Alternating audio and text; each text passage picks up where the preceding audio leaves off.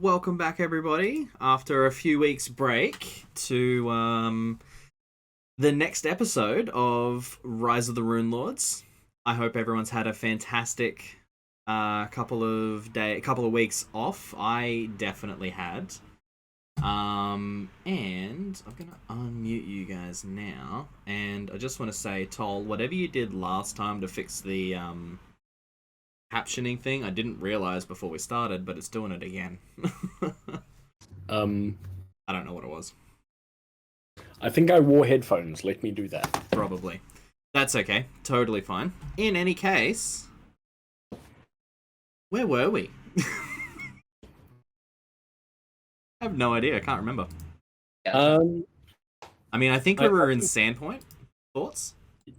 yep, and No, Voron I'm was pretty sure we were in the Mindspin Mountains. Mindspin Mountains. Okay, good to know. Let's just change books and go into Giant Slayer. I'll drop you in. You're supposed to be 12th level by the time you hit the Mindspin Mountains, but you'll be fine.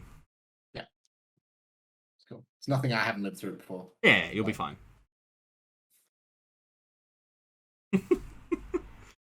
In any case,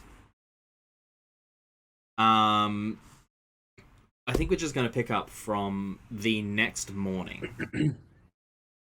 So, the day before today, you guys had spent most of your time at Voron's house while Voron and Forge Master Cadriel Torgas finished off the last of the spears for the Sandpoint Militia. They have since been delivered, and even if they haven't, they have now. Because I don't remember. They have since been delivered, and the militia are finally being trained, start to finish in the best way possible by both the sheriff and one of the sergeants from Magnamar. So, as we pick up the next morning, Cadriel, Torgas, Forge Master, comes to your door. Mm-hmm. It's probably just after dawn. Are you awake? Yep. Yeah, cool. Is the door unlocked? Yes. Yes? Yes. Okay. It will be now. Alright. He just walks in. In full gear, ready to go. And he... Sorry? I'll offer him some tea and breakfast. He will accept graciously. And... Okay, no, that's a lie. He didn't accept graciously. He just sort of nods and... Dwarven graciously. Yeah, Dwarven graciously. Yeah. Dwarven graciously, yes, definitely. Roll for it. Love that. Yes, Dwarven graciously. That's... Yeah. So after you... As you eat, first thing out of his mouth basically is, what's your plan?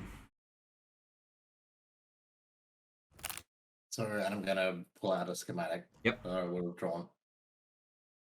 And it's going to be split, like a split.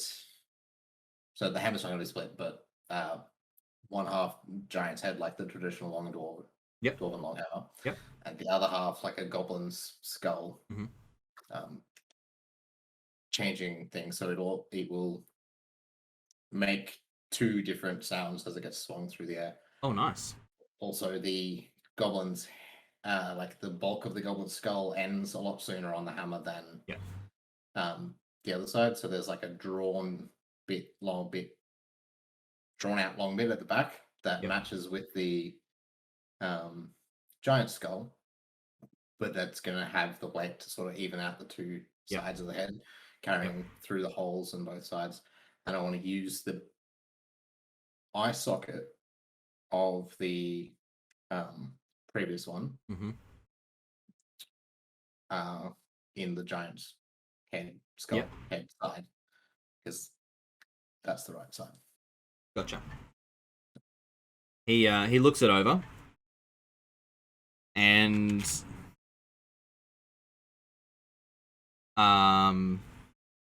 roll me just a sense motive, just real quick. I went looking for physical dice. Been there. 14. It's pretty obvious. He takes a breath to say something,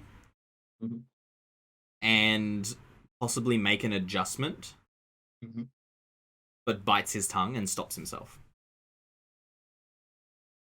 I'm going to say any feedback is welcome. You are a master or a forge master. I'm still working through my craft. Don't feel like you can't give help or feedback about this.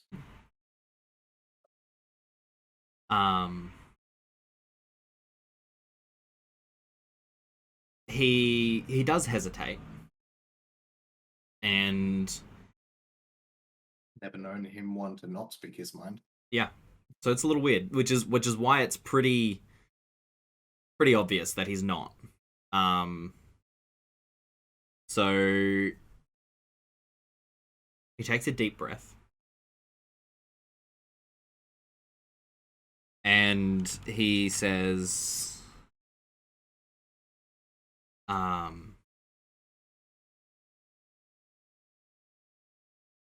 this will be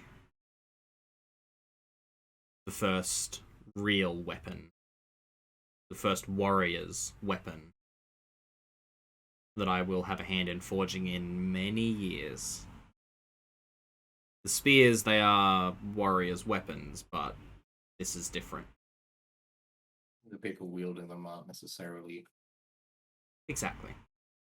us. Yes. I've had an idea. I'm not sure if you know how to do this. Go ahead. But while we were clearing out the goblin hold, yes, we came across a couple of magical weapons.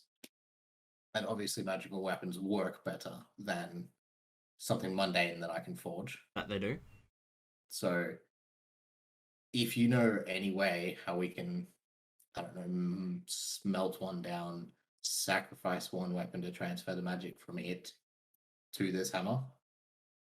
If you do, if you don't, that's cool. I don't know, I'll just go and I'll get it enchanted later. I don't have the skills to enchant it, or the money to get the materials for the enchanting. But we have the raw magic in, and I'm going to pull up the longsword and sit it on the table. We have the raw magic in this weapon. If there is a way to transfer it from this weapon to this hammer, it would be incredibly more useful to me. He reaches out towards the longsword and picks it up. Just examines every side of it, and you hear him mutter under his breath. He casts a spell. And he just nods and says, "Well, this is not something I have done in more years than I've forged weapons for warriors.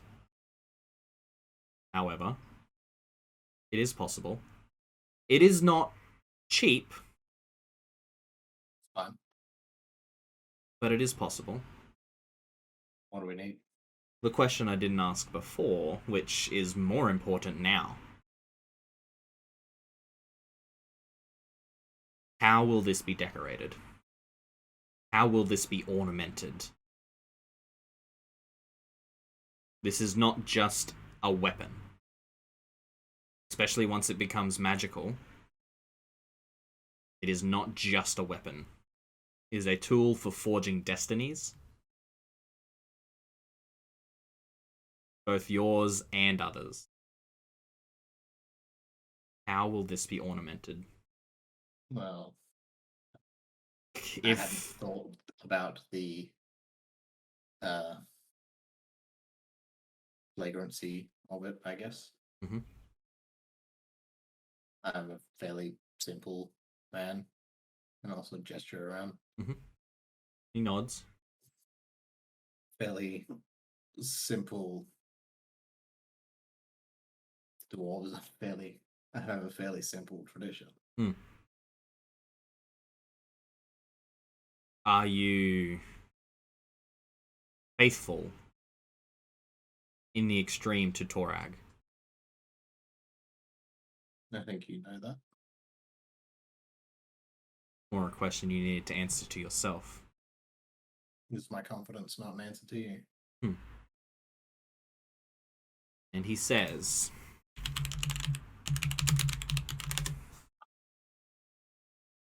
for this spell, I will need 200 gold pieces worth of materials. 50 gold pieces worth of gold dust. We could make that out of gold coins. Of course. The other 150 is precious gems and metals of not metal's more valuable than steel. I'll go and see the jeweler. It is your choice. However, might I suggest thinking about something that will cement your faith to Torag?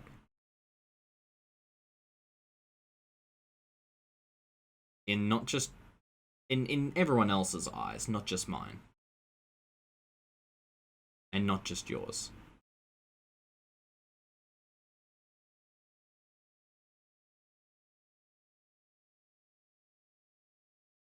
And he takes a deep breath and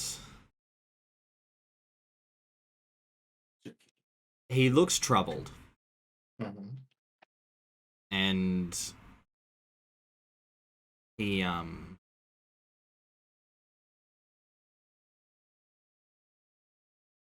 says, when I first moved to Sandpoint, I wanted nothing more than to live a quiet life. And then you show up, and that quiet life is immediately interrupted, day in, day out. Look, if I'm the only person that's seeing you, it's still pretty quiet. Sort of. Fair enough. And he says, you have been a bane on my existence, Voron, Father Voron. And I mean, you can use my last name if you can remember it. Fjalborg. Father, he says, you have been a bane on my existence, Voron Fjalborg.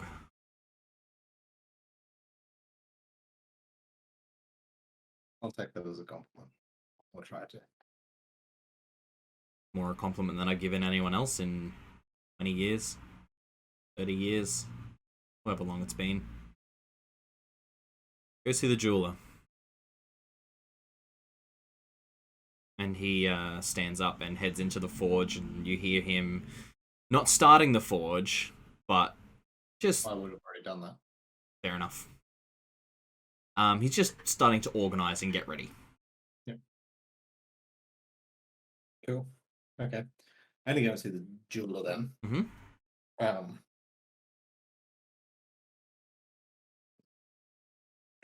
Yeah.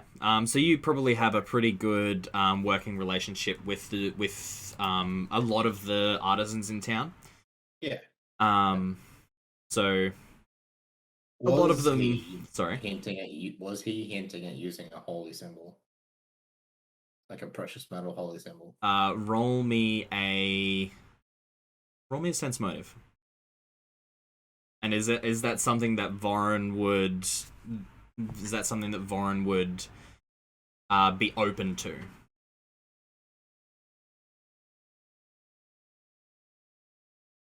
I mean, yeah. Yeah. Like,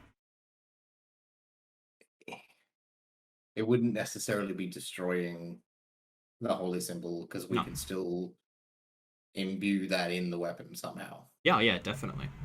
So, and if it's 50 gold pieces worth of gold dust. Yeah, 50 gold pieces worth of gold dust, and he sort of would lay out exactly what he needs. 50 gold pieces worth of gold dust, probably at least either 100 gold pieces worth of precious stones or 100 gold pieces worth of precious metals in whatever form that may be. Cool. Or so 100 of one and 50 of the other, or vice versa. Yeah. So you just have to have 100 of either 100 metals or stones and 50 of the other, or vice versa. So the idea that came to me was silver holy symbols 25 GP. Get 4 of them. Yeah. One on either side of the head of the hammer. Well, how about halfway down, and one as the pommel. Interesting. 100. It's your 100 GP of a precious metal, and then we're just going to buy the other 50 GP of stones, precious stones. Okay. And silver's not gold. Like Chuck is not personally a fan of gold, so yeah, silver works. That's it. What about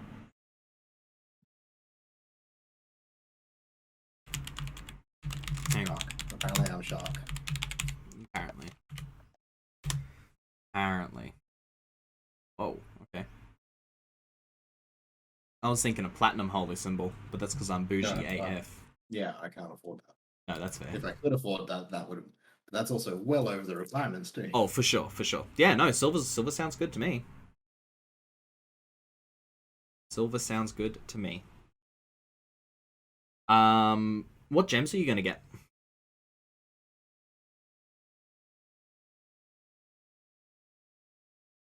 Want to get an onyx one?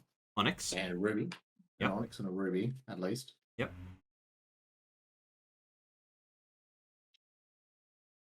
And a topaz.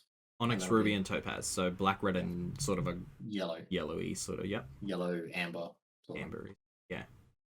Like a rich yellow. Yeah. Okay. Yeah, not a problem. The jeweler actually has all of that. Excellent. There has been a sorry. I've already taken the gold out of my sheet. For sure. So there's actually there's been a influx of people wanting holy symbols for Torag. Weirdly. Oh, really? So he does have 4 set aside. They are not for anyone. He's noticed that is something that people have been asking for. So he has been making some. They're very well made. He's probably one of the best jewelers in town. He does have an onyx that is 15 gold pieces. It's quite a large one. It's probably about yay big. Cool. He does say it's not quite as pure as I can use. However, for spell components, if that's what this looks like, for spell components, it will suffice. And then the ruby and the topaz are about the same size each, about sort of like 20-cent piece sort of size. Yep. And yeah, he says that should suffice for what you need. And 150 gold later. Yeah. Sweet. So are these gems going to become a part of the weapon in the spell, or are they going to be consumed by the spell and disappear? That's a great question. Roll me spellcraft.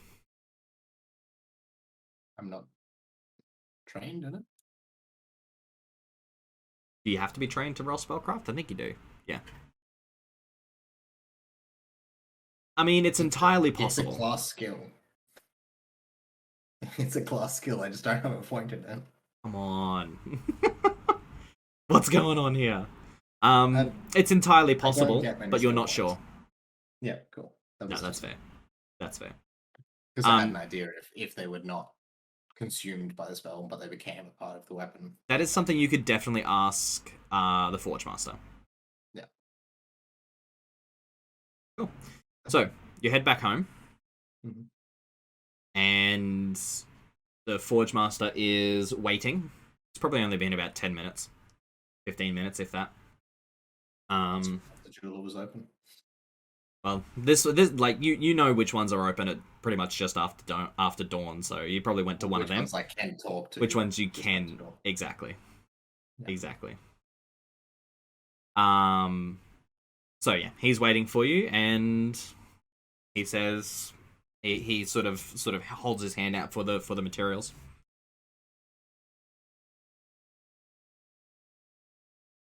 Okay. Or lay them down on the anvil. Oh yeah. He He probably would more gesture towards the anvil. Actually, that's probably probably more what he would do. He inspects each one piece by piece, nodding, and sort of does not like screws his nose up at the at the onyx, but he does say, he's like, oh, that's a shame. It'll work.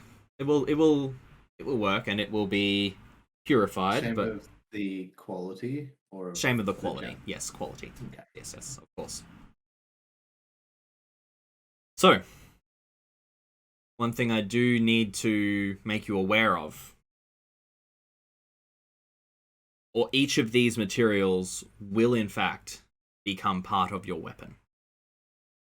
I will be the one to initiate the change. You will be the one to forge it. Just be aware, and give me 30 seconds then. with this happens after it is forged. We forge the weapon first, and then we transfer. Need to make some changes to the schematic if that's going to happen. Of course. Cool. So I grab the schematic, come back in, and I'm going to change how some of the holes in the hammer's head sits. Rather than relying on the eye sockets for an amount of the volume, I'm going to plug the eye sockets with the ruby and the topaz, and make a couple of extra holes around without removing from the tensile strength. Overall strength of the thing. Super easy. Just so that if it's held aloft and light's coming through, it looks like its eyes are fire. Yeah. I'll have the ruby in the goblin's eye because that's the most recent sort of thing. As you're sort of making these changes, the Forge Master, he's watching over your shoulder. Let's be honest. Yeah. He does say is like these. It's an interesting way that this spell works. These materials are in fact broken down. You can use they are not whole unless you would like them to be. You can use more, and you can scatter them, and you can thin them, and this will shape them. Oh, of course, yes. So you can you can if you can see it in your mind's eye, it can be done. I want to blend all 3 gems then. Right. Okay. Yeah. So what is that gonna look like? So the red down the bottom, in each eye. The ruby Toll, if you're talking, I think your mic might be muted for us in Discord. Go ahead. So the ruby down the bottom of the eye, and each sort of eye will be shaped as appropriate for the skull, Of course. or for the creature rather. The ruby down the bottom, and blending through the color spectrum of red to the yellow of the topaz. Yes. With the onyx embedded in, making the pupil of each kind of creature. Hell yeah. So you sort of do a sketch and like blend it and then put the Forge Master is nodding approvingly. He said, yes, I believe that is entirely possible. Well, Change the properties. Sorry, I have a question. yeah, May go I? ahead. Go ahead. Could you change the properties of the gem as well, so it wouldn't be solid, but you could have it like a liquid? So you shake him up, and his eyes will go all red. I mean, That would be kind of cool. that would be very cool. You would have to that one I think because that's It's a interesting. fluid property. Yeah. Yeah, it is a fluid property and these are solids. That's really, really interesting. It'd be like a lava lamp.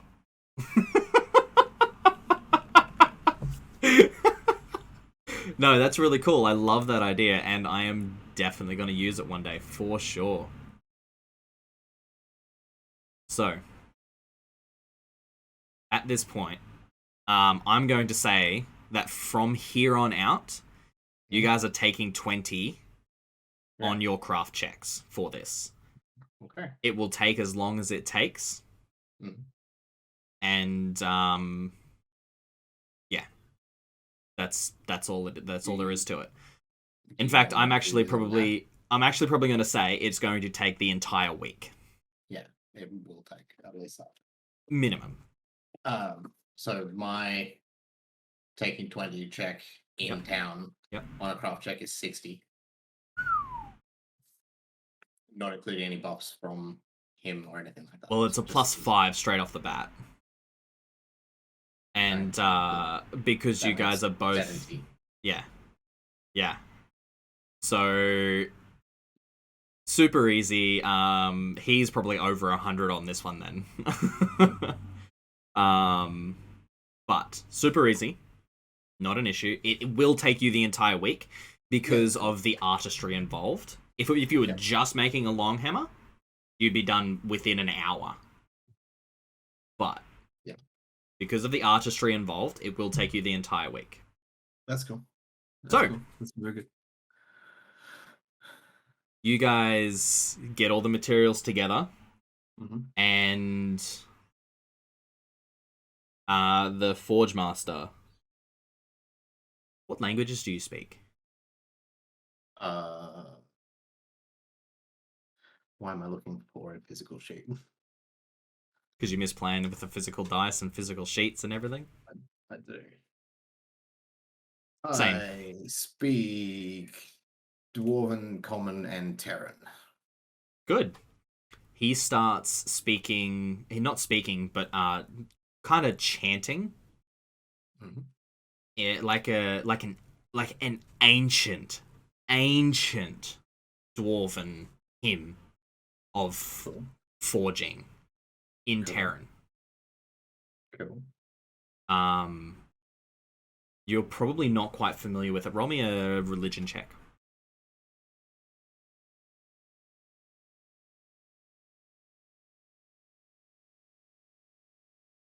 You've heard it once. Years ago. You understand the words. It's more metaphorical than anything. However, it is used to start commissions and end commissions.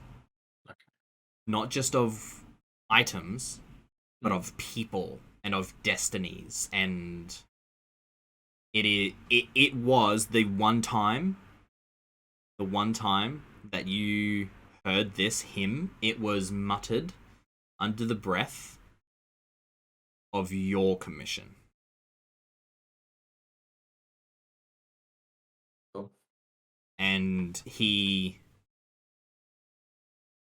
was kind of reverent. It was reverent, like, don't get me wrong, but it was an under the breath sort of It was quietly being said quietly, rather than yes, being exactly, announced. exactly, yes, very much so. It was so sort Solemn, of showing that it was more solemn, but Yeah. it was also more the belief of the smith rather than the belief of the yes, No. yes, exactly that, yes, definitely. So he starts chanting this hymn in Terran, and do you join in? Yes. He looks over at you, you lock eyes, and I'm gonna say you guys do not remember forging for the rest of the week. Or eating or sleeping. You don't remember it. I mean, you had to have at least slept, but Yeah. you don't remember it. You lose an entire week. You lose yourselves, both of you, to this process. I mean, it's not unlikely that I haven't gone a week without sleep before. That's fair. That's fair. So maybe we So did maybe you miss did. Maybe you did. it. Don't know. Who knows? Not me. So, that is where we fade to black on... She would be very mad. Oh, she would... Toshi would be so mad. So we fade to black on Father Voron Fjalborg and Forge Master Cadriel Torgas as they begin forging your new weapon. Excellent. And then we fade in on Solomon, probably eating a hearty breakfast in the Rusty Dragon, talking absolute shit to Amiko. I can see that. Yeah, for sure, right? So Solomon is yeah, go on. Solomon is not sure what's going to be happening for an entire week or so. So he's going to be looking for entertainment. Oh, without a And doubt. talking shit sounds like Solomon's kind of entertainment. Definitely. So after breakfast, just speaking absolute shit. It's fantastic. It's super fun. Amiko does say, "Oh, by the way, I was supposed to give you something the other day," and she hands you a just a scrap of parchment. Says, "I'll be back." Okay, is there anything written? Yeah, so it's folded over. So you open it up, and it's got an address on it and a time. And that's it. You do sort of recognize the address. It is Shark Alley, and it's right down the end, sort of right down the end in the corner, sort of on the corner, kind of thing. But you recognize the address. The time is 8 p.m. The date? Tonight.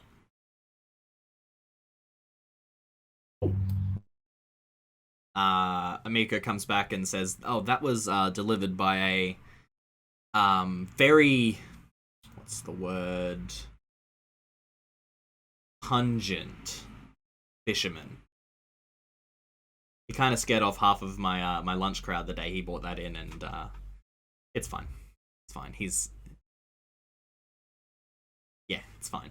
It's a good thing I bring in lots of business. You certainly do, and you look around, and she's completely booked out. Every single table is filled, and the fact that you guys, the heroes of Sandpoint, have kind of made their unofficial home here in the Rusty Dragon brings her no end of business.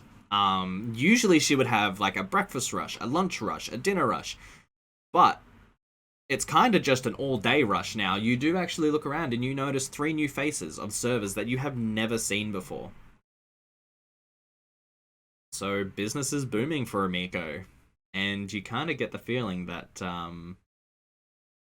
couple rooms being let out to you guys for free is absolutely no skin off her back. Awesome. Right. It's morning, right? It is. It's probably like mid-morning ish, maybe 9-10 o'clock. I think Solomon's going to go and start scoping out what's going on down Shark Alley. Fair enough. And Pungent Fisherman suggests I should probably go to the Hagfish. Fair enough. So which one's first? Hagfish to start. Hagfish first? Definitely. Okie dokie. So, you head down to the... Sorry? Which one's the Hagfish? The Hagfish is 33, right here. Right on the end of Water Street. 33. Okay. Yeah. Sweet. You head down there, and you head in, and you do recognize a few of the faces. The barman is behind the bar, and he nods to you and waves you in and gestures to a seat. Says, "Come in, make yourself at home." And what brings you into the Hagfish today, Solomon? I got this note. I'm gonna pass it across to him. Oh, well, I mean, you were invited to. I hate that this is the name. They could have been so much more eloquent. But you were invited to the Fight Club. Cool. So that's what this is. Yeah, that's what that is. They're not, as I said, they're not the most eloquent of people. You know who's fighting? Well, you. Fair enough. And he sort of says, "Are you looking to scope out the competition?" Oh, I first off came down here to find out who was calling me into a deep dark alleyway late at night. But look, now that I know it's gonna be fun. It's not that these fight clubs are illegal. They are more invitation only, and we don't want people to be, I guess, stumbling into one of these. If you were there, you were there to fight. So anyone with an invitation will be fighting. However, and he sort of leans in on the bar. He nods to one of the fishermen, sort of down the other end of the bar. He says, "Nils over there. I do know that Nils is one of your opponents. And, of course, the current reigning champion, which we'll see if they show up tonight. They may not. They may not even be in town. After you... I sense motive on the... Yeah, go for it. On the barkeep. Yeah. I want to know how invested in this fight the barkeep is. Monetarily or emotionally? Both. Ooh. Where did my roll go? There you go. 28. Emotionally, very. He loves these fights for some reason. And you realize now, you look over the bar, you've never seen him in front of the bar. He's got one leg. You have no idea what the hell happened. He's got one leg, and he's sort of... he's got like a peg leg on one, you know, like a peg leg sort of thing. Like he's a proper sailor. Yeah, 100%. All he's missing is the eye patch and the parrot. I imagine him as a big chubby dude. Oh yeah, not like chubby, but built, proper built, right? Super skinny leg. Oh yeah. It's probably like an inch in diameter, made from hardwood. Right. I will just let you know, monitor that I've got Roll20 on is on the blink, so I have no idea what's going on. It just keeps turning on and off. So I will most likely, because I can't actually type in there if I can't see it, I'll most likely actually be rolling physical dice tonight. All right. I don't know what's going on there. But anyway, yeah. So he's pretty emotionally invested, but you're not 100% sure why. But he's pretty emotionally invested because if he's got one leg, there's a very rare chance that he's actually going to be fighting. Fair enough. Yeah. And the guy he pointed out across the actually. Yeah. Nice. Can I perceive the whole bar? And I want to look for everybody who's watching me or looking at me or has some reason to go for it. Have 18. Unusual interest.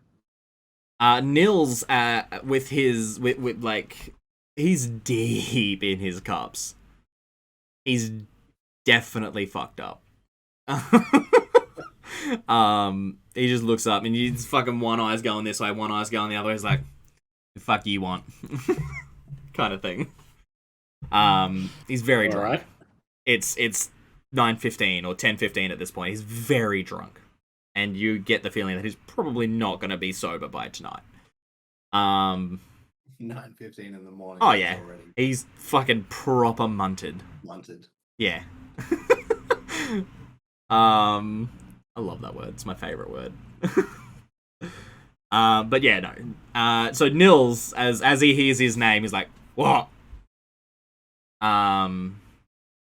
And you have a look sort of around over your shoulder. There's probably half a dozen people looking at you. They recognize you. You've spoken to 2 or 3 of them, and most of them were there when you did the Hagfish challenge and carved your name into the beam at the top. Awesome. So they know who you are. No one looks like they're eyeing me up for my fighting skill, etc. Roll me a sense motive.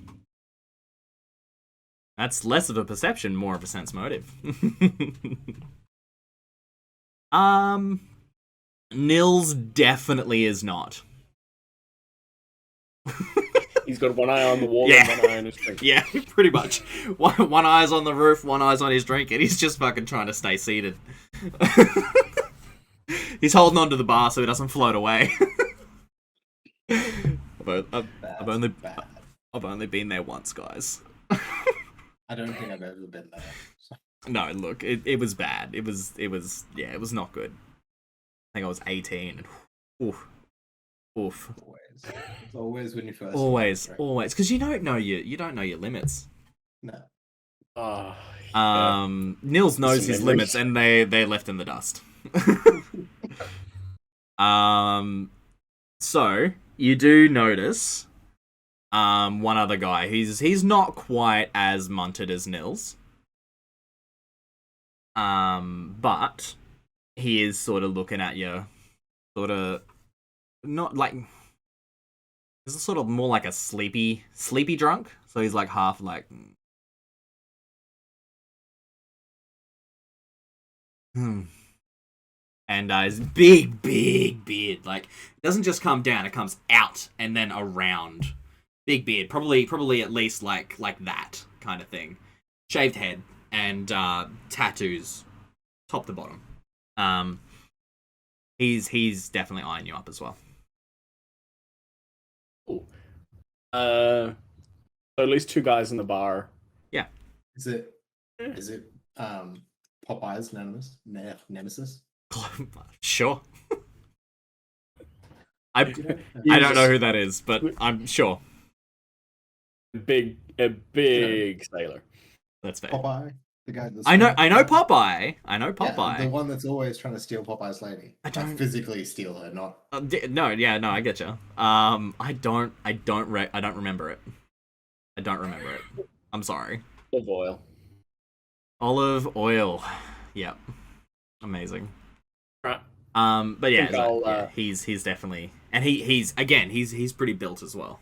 He's not super tall, but he's big guy. I think I'll take a walk along down the docks, like actually along the dock front. and just keep watching for guys who are going to look at me, pick out, sense motive. Do they are they gauging me up any more than a normal? Yeah, not a worry. Yeah. Go ahead and roll me a perception first, and then we'll get to the sense motive. Ooh, still a 10. Not bad. Not bad.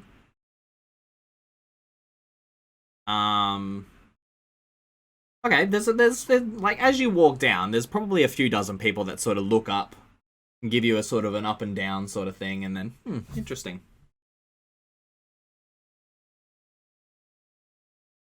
But yeah, I can so see Solomon walking down the dock and like staring at everybody just to see what's. Yeah, no, fair enough. Like, and go ahead and roll me a. Yeah, no, not at all. Go ahead and roll me a sense motive.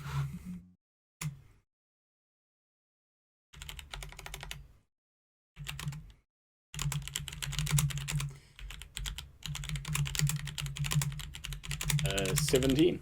17.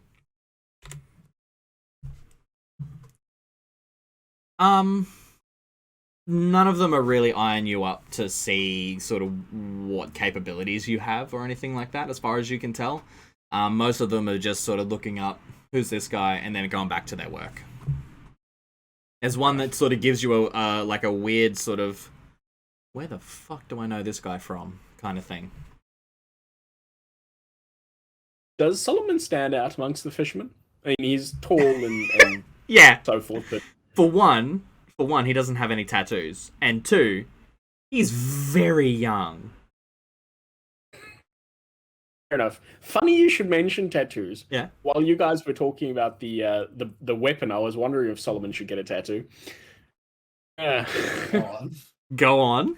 Go and get like an anchor on your forearm. Hell yeah. Gonna turn me that would be Popeye. So good. Yeah. That would be so good. You can be Popeye, taking on Popeye's notice. For sure. I guess I'd go down to Shark Alley. It's still somewhere in the midday. Just it's probably about 2 o'clock-ish. 1 o'clock-ish, sorry, yeah. Without intruding on it, I don't want to like walk in there and guys are, you're not meant to be here for hours, kind of thing. Yeah. No, that's fine. So you find the address super quickly, pretty easy. And yeah, it's just, it looks more like a warehouse than anything. Makes sense. Yeah. But yeah, you like there's people working, there's people around, and there are actually people going in and out. Okay, I guess back to Amiko's, and I'm gonna chat to Amiko about this. Fair enough. Really, she must have. Yeah. She must have had a few people go through the Fight Club. I mean, who knows? So I'm gonna find out she's the boss. Oh, of course, duh. Secretly 15 levels in monk. Never mind the 20 levels in bard. Of course, obviously, she's just old. It's fine. So you head back to Amiko's, and she's just sort of finishing up the big lunch rush, but she's still busy, and yeah. She sees you come back in, nods to you, and there is a spot for you at the bar. One empty chair. Fair enough. I'll take my spot, and when Amiko gets a chance, I'm going to ask her if she knows about the Fight Club. Yeah, and without letting everybody know. Yeah. But I trust Amiko. Yeah, for sure, of course. Who doesn't trust Amiko? Her dad, apparently. Well, a little late for that. Didn't. Sorry, that was bad. Anyway, she says, I would say too soon, but it wasn't soon enough. Nah, not for him. So you ask, and she says, "Oh, I I got an invite once and once only.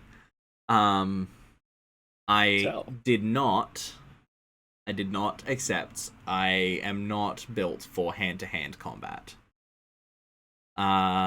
You, however," and she sort of gives you, you know the once over. She gives you the once over, and yep. she's like, you definitely seem like you might be. Fair enough. You think it's a spectator sport? You want to come along and watch? It is, in fact, not a spectator sport. If you are invited to fight. However, if I can give you a heads up on how it works, there are 3 rounds in increasing levels of difficulty. And if you win every round, which is not very often, if you win every round, you then get the chance to challenge the champion if they are in attendance. The champion is the only person that can choose whether or not they attend. Most of the time they do. However, if someone is that good of a fighter, they usually move around a lot. Whether that be because they're part of a guard or a caravan of some sort, something like that. They tend to move around a lot. Or, such as yourself. You know anything about the current champion? I know nothing. The current champion is kept a secret until they are challenged. Oh. The only ones that know who the champion is at any given time are the ones who were there that night. It's kind of rule number 1. You don't speak about the champion. You don't speak about Fight Club. Rule number 1 of Fight Club, you don't speak about Fight Club's champion. Rule number 2. You don't speak about Fight Club. Rule number 2. You do not speak about Fight Club's champion. I don't suppose you know if there's any restrictions on weapons, armor, magic, encouragement. I'm going to wink at Amiko. And she's a bard. Definitely against all of the rules. You are there, no armor, no weapons, fist to fist, fist to face. That's about need a groin. I mean, don't hold back. Don't kill anyone, but don't hold back. Fair enough. Then I think maybe I should reservation in for a hot bath and an ice bath tonight. Yeah, that's probably a good idea. Yeah, I'll have one so. Set up for you when you get back. Thanks. And I'll go and drop my stuff off in my room. Definitely. Since if anyone has to carry me home, or more likely I'll wake up in the dock, in the gutter, I'll still have all my possessions. For sure. For sure. Where's Toshi? Where's Toshi? It's a great question. You haven't seen him. You haven't seen Toshi all day. Could do with someone to watch over. Oh, Saf. Where's Saf gone to? Saf is also absent from the tavern. Missing in action. There's no one to carry me home if I. Amiko, this might be our last meeting, and I'm going to shake her hand as I depart the bar. She laughs and laughs and laughs. She found that very funny. She does say, "It's okay. They will drop you at my doorstep." Yes. I shall wake up in a cold bath with both my kidneys. Maybe. They might have to take one out, depending on how badly bruised it is. So, alrighty. Is there anything else you would like to do for the rest of the day, or would you just like to head straight into Fight Club? I think I will head back to the hagfish. Yep. And pay for a few drinks for my competition. Wonderful. What a kind gesture. It's a great. The Nils doesn't even look up. He just finishes one, puts it down, and then starts the next. Puts that one down, and then there's another one in front of him. Weirdly, like, because he didn't order one. There's just another one in front of him. He looks up, looks around, like...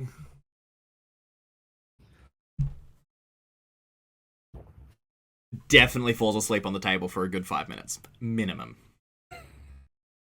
Fair enough. And your other drunkard friend, he sort of gives you one of these ones.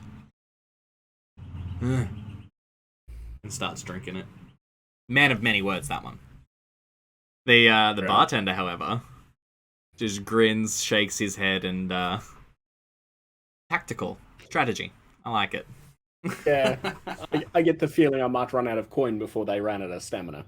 You most certainly will. I have never seen these two stop drinking. Well, that's a lie. Him only when he's asleep. Nils, even sometime not then. Fair enough. Well, good luck. On to the fight club. Thank you. And the rest of the day passes without... Sorry, go ahead. I was going to say, any words of encouragement? Don't kill anyone, but don't hold back. Fair enough. Oh, and don't forget to duck. Fair enough. Fair enough. So, we move forward. The rest of the day passes without much issue. And time comes around, and my screen just turned off again. I'm sure you can see the light flickering on and off. It's driving me a little bit balmy. It's fine. But let me grab some dice out, because I'm gonna need some dice. God, I love that sound. What do I need? Some D6s. That'll do. We have to get Toll into an in-person game. Oh, for sure. One day. For sure. One day. See how we go, for sure. Okay. So. Actually, sorry. Just to interrupt for a second. Yeah, go for it. Get him in on a bureau game run by Jacob. Ooh, yeah. Yeah, I love that. Love that. Get him into a... What introduction to in-person. Oh, yeah. What an introduction to our games. Oh, boy. I've got an idea for one. I'm very excited. I'm going to murder you guys so badly. Let's do it. We, like, us and one of our other mates, we run sort of one-shots whenever we can. But they're all sort of connected. And you're all part of an organization called The Bureau. And it's some crazy shit. You ever heard of the SCP? Yes, I love the SCP. Yeah, think along those lines. Basically that. Yeah. Sounds fun. It's very fun. So. It's probably about 7:30. You've eaten, maybe, if you want to. Not too much. Yeah, Yes, you do. a light meal. Yeah. And you head down to Shark Alley.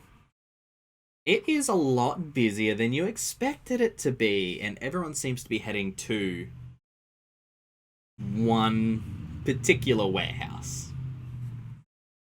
You see on this very small alley, probably somewhere between 2 and 3 dozen people.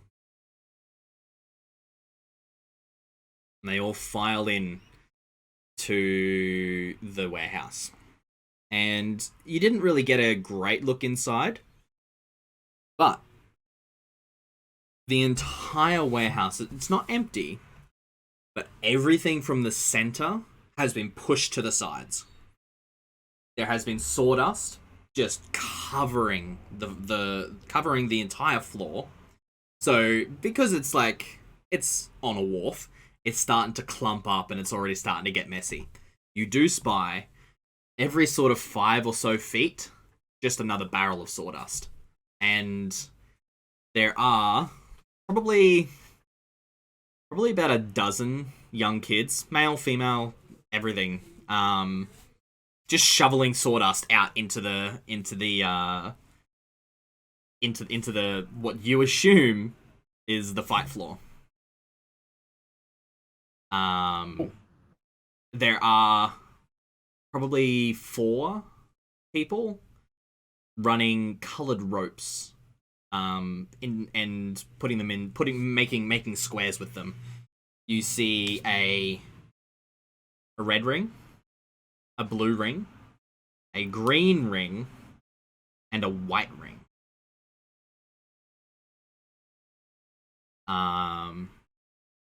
Also being set up is some kind of stage right at the end, sort of at the far end. And what are you doing? It's still in the setting up stage. Still in the setting up stage. Yeah. You look around. You look around, and you see Nils sort of standing, like there's standing, half standing, leaning up against probably a couple crates or something. He's definitely got an ale or something in his hands, and 4 next to him. You're not 100% sure if they're empty or not, but they're there. You also see your other opponent on probably close to the door. He seems to have sobered up a little. Little. He's definitely not munted like Nils is, but enough. Roll me a perception check. Okay. Slow character sheet. Come on. There we go. Perception. Where's that?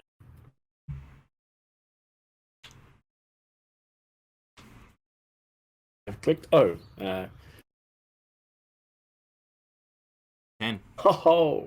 Fair enough. The next half an hour passes without much issue. It's strange. Everyone seems to keep out of the way of whoever's setting them up, and pretty much as soon as there's about 5 to 10 minutes left, the kids are all gone. The people who are setting up just gone, basically just melt out of existence practically. They're just gone. That 1 second they were there, the next gone. The floor is dusty. It's sort of like that, still that clumpy sort of sawdust sort of thing, but it's not as damp as it was before. And with 2 minutes sort of thing to before 8, there's a hush that falls over the warehouse. Before, it's just a burbling of conversations. It's a hush that falls over the warehouse. About 2 dozen, 3 dozen, about that many. And every single one of them looks like they are trouble.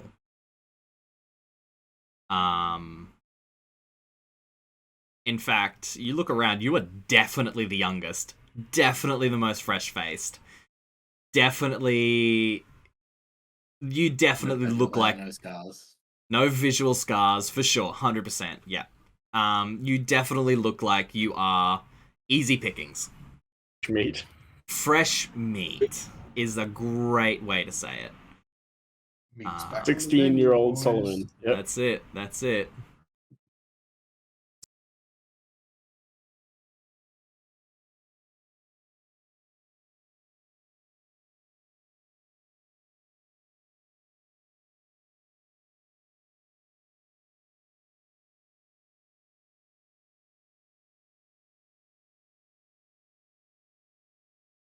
Before?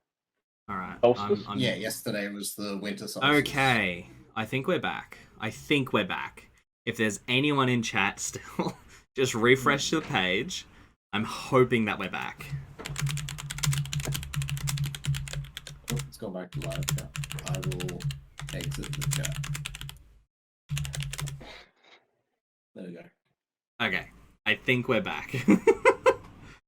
X15 says we're back. That's exciting. I'm excited. Restore. You left us on a perfect cliffhanger. I did? Fantastic. Yeah, you did. You did. What was the last thing you guys saw? You see, and that's it. The tavern keep of you see the tavern keep of the hagfish, and then that's it. Amazing, amazing. Hagfish. Hell yeah! And then you were just frozen with the shit-eating grin on your face. Great, perfect. I love it. I love it. Oh look, and my closed captioning's back too. That's great. I love that. I was thinking I'd have to Oh, the chat's back. Okay, cool. Alrighty. I don't know what happened there. Resume as normal. Resume as normal. We were thinking it might have been a transformer or something, but who knows? Who knows? Okay, so everyone can hear everyone. I can hear everyone. Hopefully, if there's any sound issues, any other issues at all, chat, just let me know. Captions for everyone. Yeah, we're that good. The captions don't understand me. I mean, yeah, the captions have real issues with Australian accents, so we're working on that. Oh, there's nothing. Which one, Megatron? No, like a transformer on a power line or something like that. We don't know what happened. If power goes out again, I will try and be back. I do have my links here. If we go exclamation mark links, any information. Oh, it's because my chatbot shut down as well. Mind. Yeah. Any information will be in my Discord. It's exclamation mark links. Once my chatbot opens up, I'll pop it in there. But yeah, any information that I have about this will be in there. Whether I'm calling it a night and we can't get back on or something, I will let you guys know as soon as I know. If you didn't click the switch, it won't be a localized thing. Yeah, exactly. Says the stream is offline. That sounds like a lie. It is a lie. There it is. It does work. Cool. All right. Where was I? You see. You see. The tavern keep of the hagfish and pause. Yeah, fantastic. Love it. I mean, that's like the perfect spot to stop right there. You see the tavern keep of the hagfish step up onto stage and open his arms wide in a big booming voice that you recognize. It says, "Welcome all challengers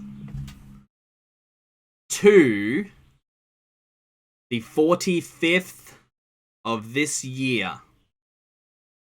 45th fight of this year.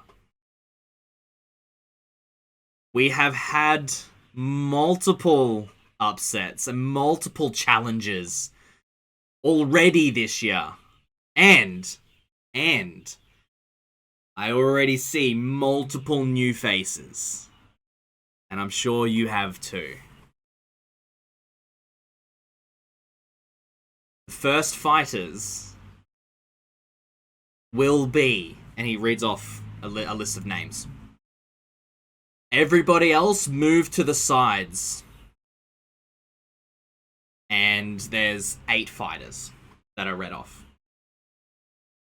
And the first pair, he says, names them. Move to the red ring. And he sets each pair to each ring. So one pair for each ring. And he says, "Now, just to cap off the rules for some of our newer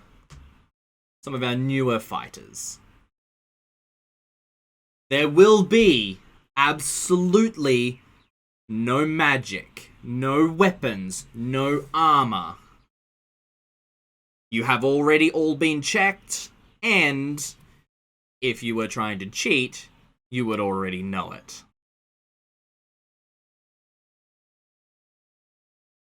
One more thing." This is incredibly biased to monks. Yeah, it's fine. "One more thing. You are not to kill your opponent. Because otherwise, how else would we keep this... I'm not going to say the word legal, but I'm going to use the word not illegal. First fights of the night. And he booms out, "Begin!" And as soon as he gives that order, the first 4 fighters straight into a stance and move forward. And the red ring, one of the sort of not like fresh faced, but new. He's got a scar from like the inside of his eye out and along. Definitely nearly lost an eye in some sort of accident. His opponent throws this wild haymaker. He ducks under it and then pops back up with an uppercut straight to the jaw.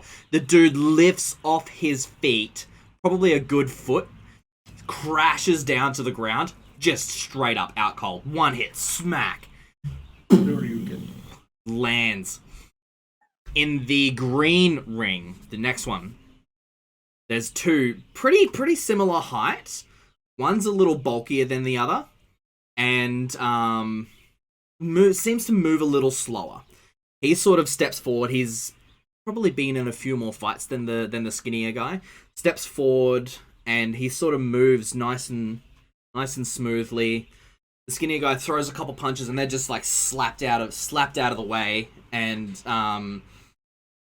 the big guy throws like a nice straight right-handed reverse punch. And the skinny guy ducks under, grabs his wrist, and just puts his palm straight into his elbow. You hear a sickening crunch as this guy's elbow, instead of being, right, starts going backwards. He collapses to the ground, holding his arm, just screaming in pain. And what's next? The blue ring. They've actually traded a few punches by this point, for sure. Like, one's got some blood dripping from the corner of his mouth. Probably got punched in the jaw there. Another one has had to sort of close his eye because he's got a cut on his brow right here that's bleeding into his eye. It's got to close his eye, so he's down an eye and he's got no depth perception. The guy with the cut with the cut over his eye completely misses a hooking punch from that side. And just cops it right to the top of the cheekbone there, and just hits the ground hard, straight up out cold, doesn't move an inch. In the white ring, this one here, this one's different for some reason. Neither opponent has landed a hit, however, they've both thrown a few, and they look really technically good, right? But they both seem evenly matched. You kind of get the feeling that each ring is kind of set to either very newcomers all the way through to old hats, I guess we could call it. After a little while, though, one of them gets the upper hand, gets 2 straight punches in, and as the other one goes to throw a jab, grabs the wrist, pulls him forward. It just smacks him right in the head, just headbutt, as he crumples to the ground, just drops him. And as this all happens, probably in a good 20 or 30 seconds, just the entire thing, just 4 drop, 4 still standing. And a cheer goes up, and the next 4 names are starting to be called immediately. Yours is one of them. Your name gets called, and Nil's name gets called. You are sent to the green ring. Okay. So, yep. When they say no armor, does that mean I have no AC bonus whatsoever, or...? You have your Brawler's AC, but you do not have any actual armor. I might need help with my character sheet. That's fine. Let me open that up. I figured you probably would. Yeah. Where are you? There you are. I can take off the chain shirt and take off the buckler. Yeah, no, that's all you need to do. Just take that off and you're good. That AC still looks good to me. Still looks high. Like better than I. Let me have a look. Let me have a look. I think it's probably actually fine. Okay. Dexterity modifier, dodge modifier. Yeah. 14? Yeah, that's fine. That's correct. Okay, cool beans. Yeah. No, that's definitely correct. Okay. Sweet. I mean, glad to hear that. At level 4 would have like a base 16. Yeah, pretty easily. Easy. Yeah. All right. As soon as I think things could possibly get called, like start fighting, I'm going to spend my move action to take Artful Dodge if I can do that before the fight starts. Oh, for sure. As soon as your name gets called, super easy. Done. Yeah, done. Done. Ah. What does that do? Gives me a +1 to my... Nice. Sorry. I'm going to take Dodge, not Artful Dodge, which gives me a +1 to my AC always. Yep. Yeah, perfect. So AC is 15. Awesome. Okay, so Nils, I'm gonna say, stumbles into the ring, nearly tripping over the rope itself, and I swear, he definitely he's not the newest, he's not the oldest. He's probably won a few fights for sure, but you're not really sure how. So from here, roll initiative as the last person steps into the round, and the Tavern Keep booms out, and that same booming voice, begin. So go ahead and roll initiative. Ooh, you are 100. I'm not even going to roll. You're going first. What do you do? The ring itself is probably 20 feet by 20 feet. So 4 squares, square. Wow, it got neck minute right. Neck minute Knowles is a drunken master monk. I mean, wouldn't that be fantastic? Hilarious. Yeah, and I gave him alcohol. Yeah, you did. I'm going to stand. Yep. I'm going to stay exactly where I am and ready my action. When he comes close, I'm going to unleash the Brawler's Flurry, which is a full round attack. Okay, not a worry. He is going to basically stumble forward, and he's going to get an attack off, and then you are going to get your full round flurry. So, does a 4 hit? No. Yeah, no, go ahead and take your flurry, my dude. As he just wildly haymaker swings at you. And the first hit, just as he haymakers, just smack right in the face, and he just collapses to the ground. Just he's straight up snoring. Hope you guys have 1 hit. I hope these guys have a lot of health, because I might accidentally kill someone. I'm just gonna say, with that 16 hit points, you are doing non-lethal damage, right? You can choose to. He is so fucking he's out cold. One hit, just smack right in the face, just bang, and he just hits the ground. You're not sure if he's alive for probably half a second, and then he starts snoring.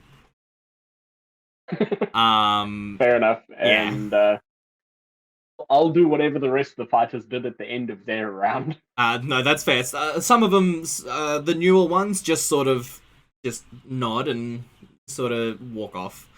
The ones that most people come to watch, they're sort of the better ones, and they're the ones that are kind of showing off a little. Encouraging the crowd. Exactly, encouraging the crowd. Yes, love that. Perfect. Let's go. Cool. So your round is over very quickly, and you look around, and there's a few nods, like, interesting. This is usually the wildness of Nils might catch people off. Not you.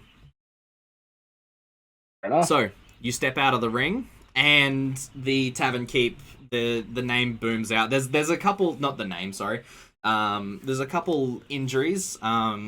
one's definitely entire hand, like their fingers, must have got interlocked with the others, and their entire finger, every single one of their fingers are broken backwards, and they're just sort of cradling their hand.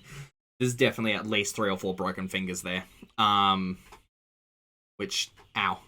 Can't believe I said that. That hurts just thinking about it. Yep. From there... When knuckles punch knuckles. Ooh, yeah, that's... Yeah, crazy. There's a bleeding eye, and just there's already a huge black eye on one of them. The tavern keep booms out in his loud voice. Round 1 is over. Those who are able to, that are left, please see our unsuccessful applicants home. So you see the ones that are just like big black eyes and everything. Like the fighters that lost, pick up the ones that either can't walk or are straight up unconscious and head out the door. You are left, awesome. And there are now 8 less people. Round 2. And another 8 names are called. And yours is one of them. You are told to go to the red ring, and you are fighting the same drunken sailor, not quite as munted as Nils. His name is Monty. And so he steps up. He looks to have sobered up. His eyes are bloodshot. It looks like he's probably got a bit of a headache.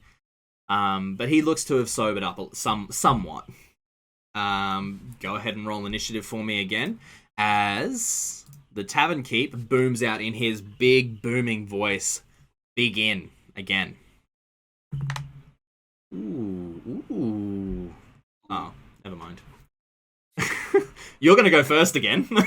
I thought I had a bigger bonus than that. It's fine. So you're gonna go first again. Okay. What are you doing? I would like to do this.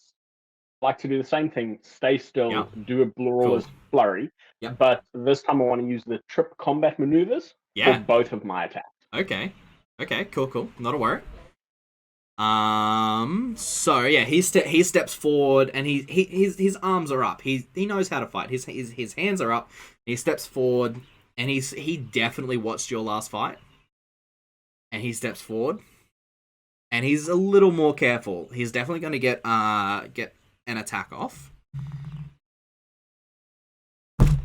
10. So go ahead. We'll roll them separately. So roll your first one. So CMB. 16 meets his CMD. So yeah, you get the trip off. Just you as he grabs, you grab his wrist, grab his shoulder, and just straight up, just tip him onto the ground. He spins his legs, his head's near your foot. His legs go flying up into the air. There's a spray of like clumpy sawdust. You have an attack left. You can go ahead and make an attack if you so wish. His back. Yeah, I think I'll just kick him in the head. Yeah, go for it. Ooh, 24. 4 points of damage. Smack. Yeah, you kick him right across his face. He's dazed, but he's still conscious. Just. So he's gonna try and actually do the same thing to you. He's on the ground though. Yeah, that's fine. You can attempt a trip attack from there. I think it's just a -5, right? Yeah. Yeah. So melee. Actually, yeah, I think it'll be considered a melee attack from ground, from the ground, from prone. I think it's a -4 or a -5. -4. -4. Cool. So a 17. Does a 17 meet your CMD? No, it does not. It does not. So he wraps his arm and his elbow around your foot and tries to roll over, but your leg just doesn't bend that way, and you just sort of look down at him like, bruh, what are you doing? Go ahead, your turn. He's on the ground still, and he's just trying to trip you, and he's very desperate. I would like to acrobatics away from him to the other end of the ring, if I can. Always the showman. Give him a, so you, give him a yeah. Go ahead. Sorry. Give him a chance to get up. Yeah. Is the ring just a marking on the ground, or is it like a roped off section? So the rope is laying on the ground, and the rope is actually sort of marking out a 20-foot square. So a 4x4 square. Sweet. Yeah, I'm going to acrobatics to the other end of the ring and give him a chance to get up. Yeah, cool. You don't even really need to acrobatics. He's on the ground, and he's definitely going to take an attack at you. So I rolled a 7, and that's a -4, so 5. No. Yeah, super easy. You just sort of step over him, and you just probably you just sort of beckon him. Come on, man. Come on. And he does stand up, and he's going to. So that's is that a half your movement kind of thing? I believe it is. It's your move action to stand. Move action to stand up, and he's sort of gonna he's kind of like I don't want to do this, and he's gonna a charge is a full round, isn't it? Yes. He's fucked. Yes. He's so fucked. he's gonna slowly start to move towards you, but he's not going to engage. So he's waiting for you to come to him. Ready? Yeah. Your turn. So that's the end of his round. Yeah. I will hold my action, and when he gets to me, if I can, I'm going to pick him up and throw him out of the ring. Interesting. Interesting. I mean, is there ring out rules? Is there? It's a great question. Yeah, so he's going to charge. Sorry, go ahead. I don't know. That's good. That's good. You good? Oh, yeah. He's gonna charge. An 11 to hit. That needs to go. Throw that dice out. Yeah. Obviously doesn't hit. So yeah. So go ahead. Fantastic. Yeah. Go ahead and make a CMB against his CMD. So this is basically going to be a reposition, and it's going to succeed. And how far out of the ring do you want to throw him? Because just for flavor, there's a 5-foot space in between each ring. Okay, can I throw him in such a way that he'll land and skid between two other rings, so the fighters in those rings will be like, huh? Yeah, okay, for sure.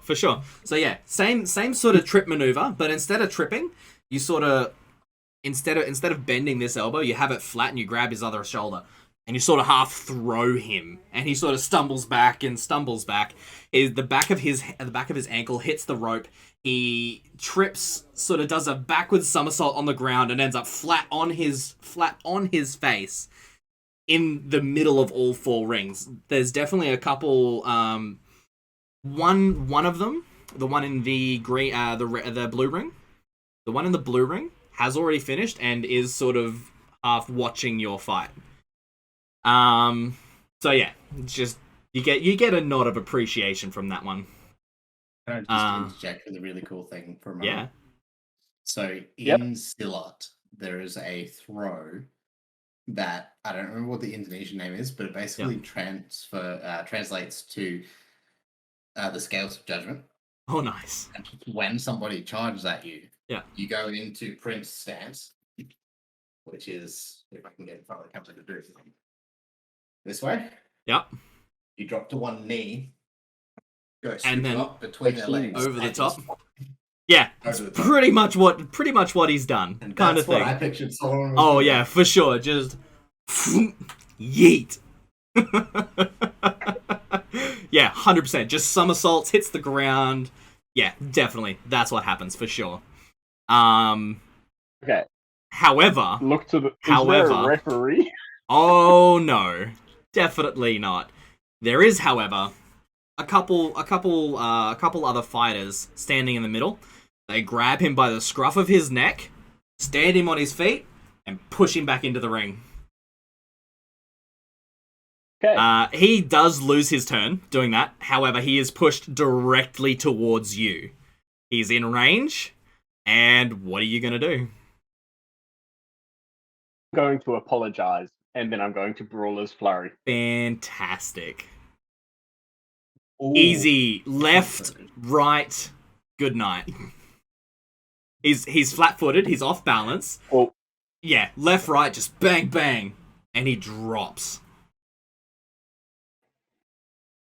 You actually finish your fight second. So you see the other two within probably a good 10 seconds. The other two fights are over, and there's another four injured or unconscious unsuccessful applicants laying in the middle of everywhere. From there, another big cheer goes up, and the unsuccessful applicants are dragged off to the side, and another set of 8 names are called out. In the red ring, there is what looks to be a half orc, and a halfling. In the green ring, which is the one you were just in, I believe. Who knows? Doesn't matter. In the green ring, I mean, look, fair. So in the green ring, there is a bald human with a 5-pointed star tattooed into their head. In the blue ring, there are actually two.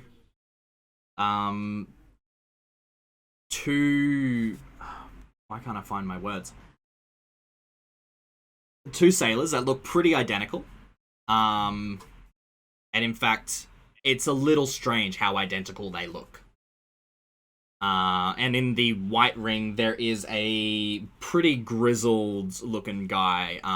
He's got half of his lip is missing entirely, so you can see his entire jaw kind of thing. So glad someone saw that. Thank you.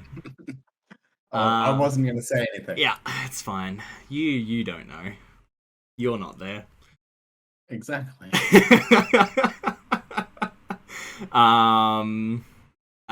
So this guy with half a lip missing, and the other one is wearing pretty much what amounts to a wadded up ball of rags, like taped to his eye. He did win his last match, but the ball of rags is very bloody. You're not 100% sure how much damage that eye took. Ouch. My captions are weird. Oh, he's gone. Oh no. Yep, he's like, nah, I'm out. This plays seedy. I am so out. TSO. Yeah, pretty much. You good? I'm good. Alright, cool. So from here, in the red ring, the halfling weirdly takes a lot of weird shots. Very, very fast, very, very technically proficient. Definitely trained in hand-to-hand combat in some way. The way they throw their punches, all to the sides of the knees. The sides of the knees, into the back of the knee, one like into the front of the hip. It's aiming for very specific points, and you watch very carefully as they hit that point every single time. It's not super damaging, but the orc doesn't, the half orc doesn't actually try to punch. He's actually trying to use those legs to kick his opponent. So maybe there's some sort of style mashup there that you're not sure and you haven't seen. The orc, though, does get incredibly pissed off at this halfling and just swings an absolute roundhouse punt kick, catches the halfling right in the chest. The halfling goes flying a good 20 feet or so, smacks the back of their head onto a post, and just hits the ground and just doesn't move. Yeah. There's a couple people sort of standing near the halfling and just sort of looking down, but very worried. You're not sure if they're breathing or not. In the green ring, that fight's over pretty quickly. It's a pretty regular fight. Same with the blue ring. The two identical looking fighters look like they have the exact same training. I mixed up two of the fighters. It's fine. Don't worry about it. I'll get back to it. In the blue ring, the two twin fighters. The blue ring is meant to be in the green ring. It's fine. Don't worry about it. Two identical fighters almost look like they are trained the exact same way. And that fight lasts for probably a minute or two before one of them gets the upper hand and just chokes the other one out. In the green ring, which should be in the blue ring, but don't worry about it, you see the bald-headed man with the 5-pointed star tattooed on their head. Just stand there, hands sort of in a weird position, just sort of in front of them, kind of like that. And as their opponent charges, you just see bang, and then a back, like, two movements, doesn't even step, just 1, 2, and catches them right in the throat. And their opponent just starts, like, choking up and can't breathe, kind of thing, and just hits the ground. And you just see from here a final blow. As it goes down, the back of their fist hits sort of in the soft part on like the tip of their spine, just smack tip of their spine, and then goes back to that same weird hand signal, weird hand position, and then steps out of the ring. Doesn't wait for the other fights to finish, just steps out of the ring.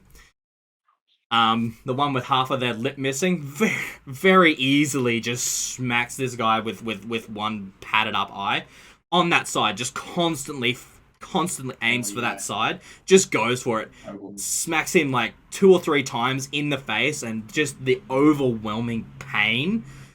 He actually just puts his arms up in a cross fists like that, and just walks out. Okay. Seems to be some kind of forfeit. Just, nah, I am so done, and just walks out. At the end of this round, the Tavern Keep speaks up again. Well, it's been a long time since we've had a forfeit. There is no shame in it. However, for the newcomers, be aware, if you forfeit, there is no coming back.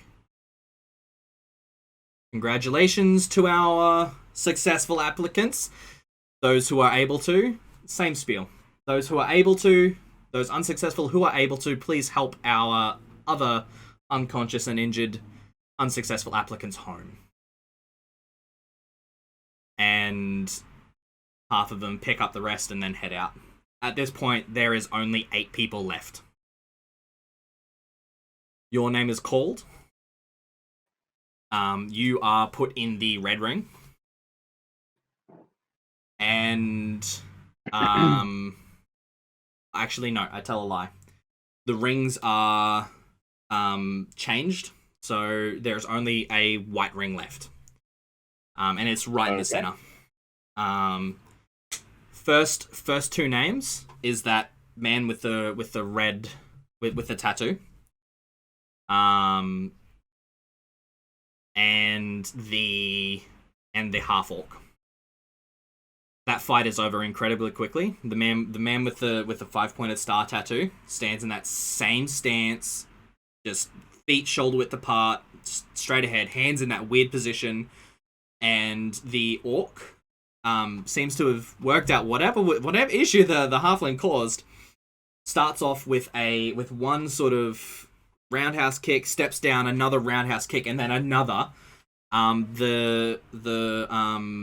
Like a whirlwind of kicks. Sorry. So that makes my jaw hurt. Oh yeah. Been on the receiving end of that. Ouch. Okay. 3 kicks in rapid succession, all from the same angle, and each time a different area. The first kick is just blocked, and then the second is blocked, and then the third is stopped in its tracks. It's the most powerful, it's the fastest, it's the heaviest, just stopped in its tracks. The man locks eyes with the orc, grabs the ankle, and sweeps his leg, and you hear a sickening crunch as he grabs and pushes and pulls his hip out of the joint. This dude is incredibly strong. Just pulls his hip out of the joint, and you see the orc just pass out from the pain immediately. The orc is dragged off the mat.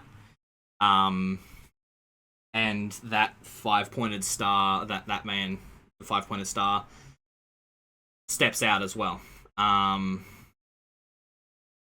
The next is between one of the pairs of identical fighters, and your the one, like, there was one that you didn't really see because you were fighting, but there was one next to you.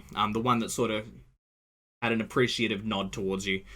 That's over pretty quickly. It's a pretty standard fight. Just a couple straight jabs. Dislocated elbow for sure. A shoulder lock, and then just one's put to the ground, and then just downward, just a punch straight to the side of the face, and he's just out cold. Your name is called, and your opponent is a man by the name of Nevin. And yep, I'd like to drop my dodge and take intimidating prowess. Go for it. So change to what my character's doing. Yeah, sweet, not a problem. So you step forward, he steps forward, and you get that next begin. And go ahead and roll initiative. Oof. I am so sorry. This could be over very quickly, and I could be very sore. This could be over very quickly. Amazing. As soon as begin is called, he charges, and he's going to take 2 attacks, one after the other, at you. And where's my other die? It's better dice. Yeah. Well, that sucks. Does a 20 hit? Where's my... There we go. 14, which I believe does hit now that you've turned off the dodge, and like 11. So the first one does hit. Sorry? 14 matches my AC. Cool, perfect. 14 matches my AC. I love it. So you cop.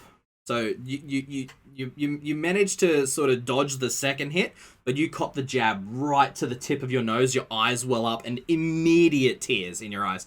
You don't know how, but probably because your head was thrown back, you were able to dodge that second hit, and you are going to take 8 points of damage. Okay. Yeah. Non-lethal damage. Yeah, non-lethal. Get around my character sheet. Sorry. No, you're good. It is your turn. 8 points of non-lethal damage. I just gave myself 0. Something went wrong here. Give me 1 second. But I think I've still. What's that number? That number is that number. Okay. I don't have it still. Sorted? So with intimidating prowess, I add my strength to my intimidation checks. And your charisma, you add both. Add your strength modifier to intimidate check skills in addition to your charisma. Yes. So yeah, go for it. I have +5 to an intimidate. Cool. How are you trying to intimidate this? Come on. That's a diplomacy. You can try and talk your way out of this, but that's ain't gonna work.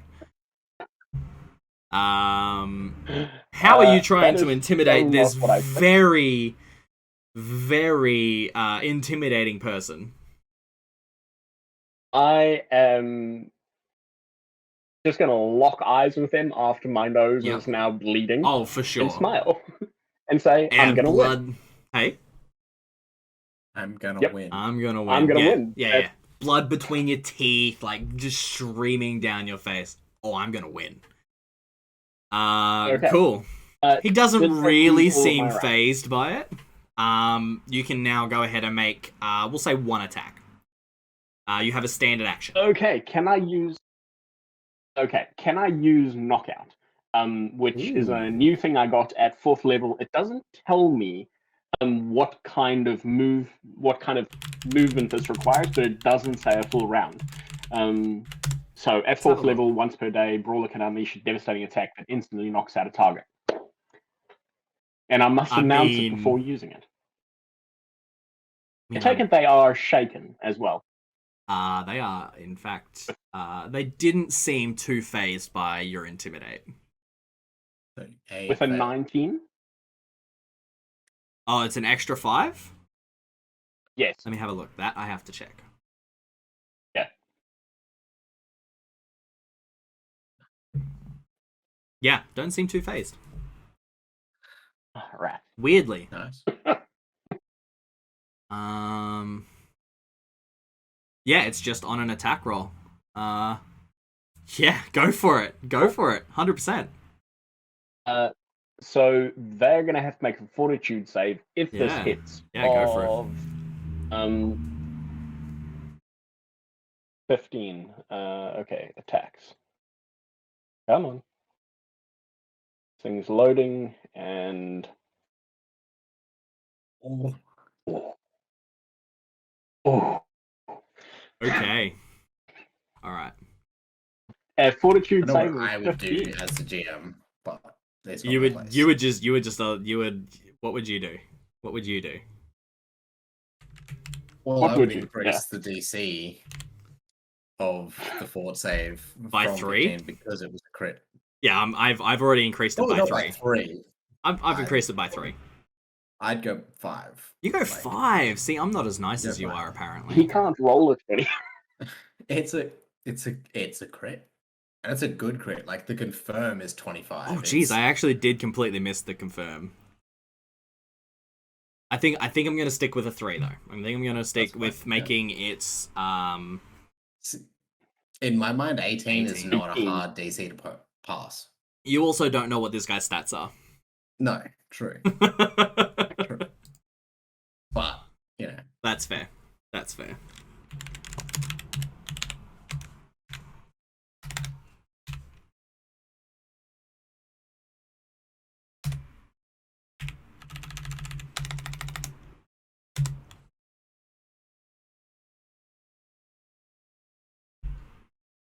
What technique do you use? I think a straight up uppercut, because I'd still be leaning back. Oh, easy. He would have just punched me in the nose. Yeah, smack. You sort of come forward, say what you say, like sort of, Bwursk. Just full on, probably from your hip down, and then with your entire body weight. Bwursk. Yeah, that's the one. That's the one. His eyes immediately, as soon as your fist makes chip. Hey? What am I, 6'8"? So that's close enough. That's a pretty. Oh yeah. It's crazy. Smack. His eyes roll back into his head. He flies back out of the ring, flat on his back, just proper out cold. He rolled a 10. Awesome. By the way. Nice. Fantastic. You have won all 3 of your matches. Phenomenal job. I honestly didn't expect that. And I took 1 hit. Yeah, 1 hit. For each my AC bonus. Yeah, definitely. And it would have only been because of your AC bonus that you did take that other hit, for sure. Cool. So, from here, what I would like you to do is just step out of the ring, good sir. The next fight is called. It's between the guy with like half of his lip missing, and you didn't see this other guy. It's probably in your first fight. But just seems like a regular, like, sort of half elf kind of dude, like pretty wiry, kind of, that kind of thing. Fast. Nothing really too crazy about this match. The half elf does seem trained, but is scrappy. The guy with half of his lip missing, however, just absolutely brutal. The half elf tries to grab at like his shoulder and his arm or something like that to try and maybe trip him or something. He like the guy, it doesn't work. The guy with half of his lip missing just grabs two of his fingers and bends them backwards. Just breaks and dislocates both of his fingers, and then grabs his head, grabs the half elf's head, and just slams it right into his knee. Just brutal. Just brutal. The final fight actually doesn't happen because one of the fighters forfeits before the fight begins. You're not sure why. You don't know what happened, but as that fight finishes,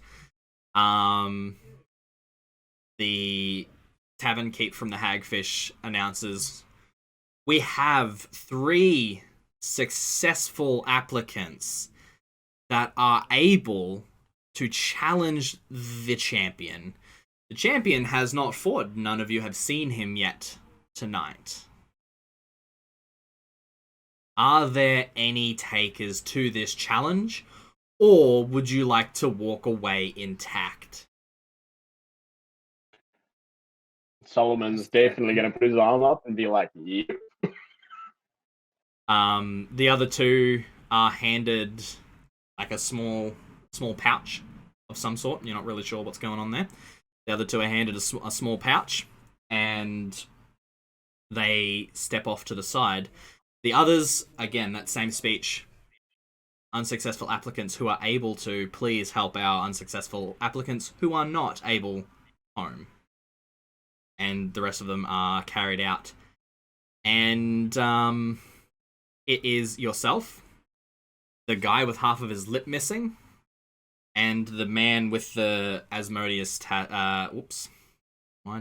with the 5-pointed star tattoo on his head. You don't know who that is, don't worry about it. The 5-pointed star on his head, that guy with the tattoo. He stands back and crosses his arms, both of them watching you intently as the tavern keep nods, as befitting a hero of Sandpoint. Of course you Of course you would not be able to back down from this challenge. However, I must warn you, you may not walk out of here completely intact. I will give you one chance to change your mind. I've got a week to recover. Take care of me, boys. The tavern keep chuckles and he just booms out, champion, you have a challenger. And you see from the far side behind the tavern keep. So the warehouse, the way it's set up, there's a big double door at the front, big double door at the back. The double door at the back booms open, and in walks a 7-foot tall, pure blood orc. Nice. He steps forward, looks down at you. It's been a while since I've had a challenger. He's not technically large, but he is very large. Looks down at you, which is weird for you. The big dude. Yeah, that is weird for me. Yeah. Looks down at you and says, it's been a while since I've had a challenger. Step into the ring. And he steps forward, and just sort of you hear him crack pretty much every joint in his body, just popcorn, just and just sort of throws his shoulders forward, and you hear a final large pop. You're not sure where it came from, but it sounded like something dislocated for sure. I am definitely dropping my intimidation tactic and going back to being dodgeball. That's fair. Yep. And back into the ring. Yeah. It is deathly silent. And the next sound that you hear, you know what tunnel vision is, right? You know what target focus is? You kind of got that at the moment. Like, he's huge. You're looking up at this dude, and you sort of focus in on him and his physicality. He's massive. Just beefy. He's probably 7 foot tall. He's probably nearly 4 feet wide. He's huge. Go ahead and roll initiative. Do orcs in... I genuinely miss that feeling of, oh my god, that guy is huge and I have to fight him. Yeah, I get that. Alright, Solomon, what are you doing? You're first. Does an orc have tusks? He does. Okay. And we are how far apart? At this point, the ring's been made a little bigger. You're probably a good 15 to 20 feet apart, with 5 feet behind you. Sort of before you are out of the ring, kind of thing. I am definitely going to smile at the guy, take my stance. Yep. Not move. Okay. Prepare my action. Yep. I want to do Brawler's Flurry as soon as he comes in range. Yep. Can I try and sunder his tusks? I mean, yeah. Ow. Yeah, ow. Ow. Ouch. Yes, you can. He is going to get his he's going to charge, and he's going to come in, he's going to charge, and he's going to come down with a headbutt. So he is going to get that off first. With a 19 to hit. That hits. Yeah, I'm sure it does. You are going to take 10 points of damage. 10 points of non-lethal damage. As he just crashes his head into yours. Instant splitting headache. Go ahead and make your flurry. So, first attack, CMD, and I'm assuming, Chuck, you just looked up the Sunder rules. I'm actually trying to find the hardness of bone. Fair. I'm not trying to break the bone. I'm just trying to rip it out of his face. Close enough. So you want me to do a Brawler's Flurry, or do you want me to do? So CMD? you're gonna do your Brawler's Flurry, but you can't. Yep, sweet. So technically, the bonus would be the same for his CMB as it would his attacks, because he's not using magic weapon. He doesn't get any bonuses for using his other attacks. Oh, yeah. So there you go. You still get your base attack bonus, and you still get your strength bonus on attacks and on your CMB. So fair enough. You can. If I'm going down, it's gonna hurt. So the 21 is definitely gonna hit. Bone armor has a hardness of 5 and has the fragile armor quality, but that's armor. That's worked armor. Let's have a look at what fragile means. Fragile means it breaks. Yeah. I mean, obviously. Look, I'm gonna say, it's sort of like it's hanging like his tusks are sort of like that, right? Like that out of his mouth. I'm gonna say, you smack him right in one of them. It's not out. However, it definitely looks loose. With your second attack, would you like to do the same thing? because you can do Yeah, two. I want to see if I can. Yeah, brilliant. I want to see if I can take it Just out. from here, 1, 2, right in the same tusk.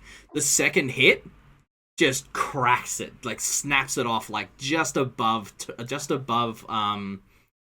lip level, and his lip like almost immediately swells, and he's like big blimp lip on that side, just bleeding down one side. And you see the tooth like sort of sail and land just out of the ring. He is going to. It's mine now. Oh, for sure, mate. He is going to. You want to know an interesting fact? Yeah, There's go on. actually no rules that I've found so far for breaking bones with a sunder. I'd say it's probably more of a called shot. It's probably what it would be, but it's fine.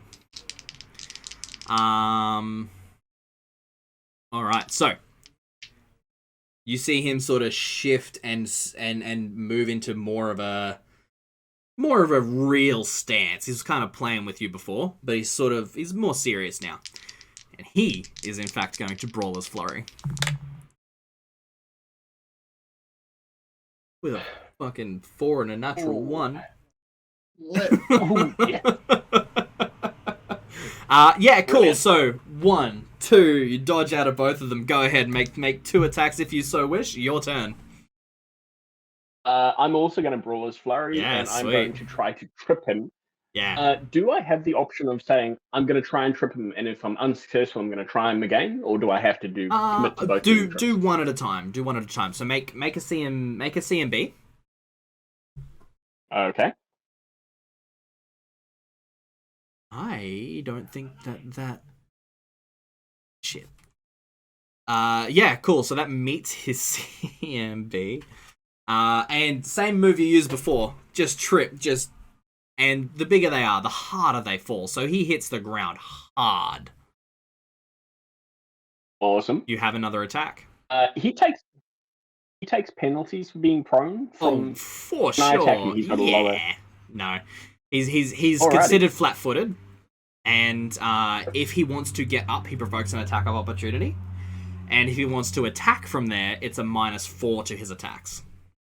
Technically, Solomon provokes an attack of opportunity for he would Sunders and the trip. Because I'm just going to do the trip. Improved Sunder or improved trip. Yeah, I'm just going to do the trip. Fair enough. Natural fucking 20. Oh, this is going to hurt. Yeah, it is. Where's my other D8? There it is. I like that one.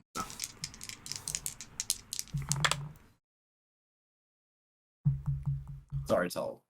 Rules are rules. All good. 21 points of non-lethal damage. As you grab him, unconscious.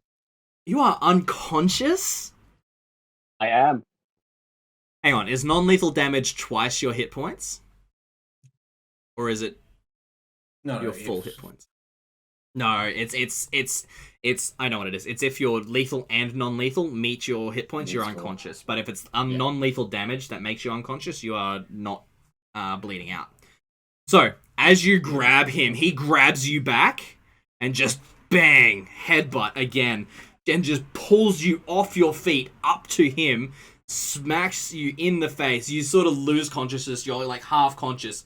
As you sort of stand on your feet, he just pushes you on the chest, and you fall back and hit your head on the ground, completely blackout. I really hope someone pitches me that tooth. Fair enough. Although, to be fair, cool. You didn't beat him. When your non-lethal damage equals your current hit points, you're staggered. Oh. When it exceeds your current hit points, you fall unconscious. Okay, cool. So I fell unconscious. Yeah. Nice. I had 18 hit points left. 18. Ooh. If it wasn't a natural 20, you probably would have been fine. Nasty. Yep. And he would have been on the ground. Oh yeah, definitely. You hear nothing else for the rest of the night. You wake up, you are not sure what time it is. The only thing you know is that your head hurts. Badly. You find a mirror. And you have a massive egg on your head, probably like sort of like probably that big. Like it's just in the shape of a tusk. it's just sort of bulging out. It's probably bulging out a good inch. It's massive and purple. It's ouch. It's nasty. It's a trophy in its own right. Oh, for sure. You survived a headbutt from a full-blooded orc. Cool. Go ahead. No, that was great. Yeah. Fantastic. I honestly thought that the last one was going to get you. But I didn't even get a chance. Didn't even get a chance. Yeah, until you use knockout. Just smack. Just... it lit. Amazing. Fantastic. I'm quite impressed with the fact that I made it to the final round. Yeah. I was like, I'm walking out of this with a trophy, if not the win. Yeah. The tusk is definitely nowhere to be seen, unfortunately. However, you walk downstairs, sort of bleary-eyed, and Amiko, definitely gives you a cheeky little nod, and she waves you over. Sorry. I'm definitely going to be asking Amiko for a little bit of help with some makeup, because Solomon, being the hero of Sandpoint, doesn't want to be walking around with a purple welt on his head. He wants some makeup. She, as you ask, she's like, you know what?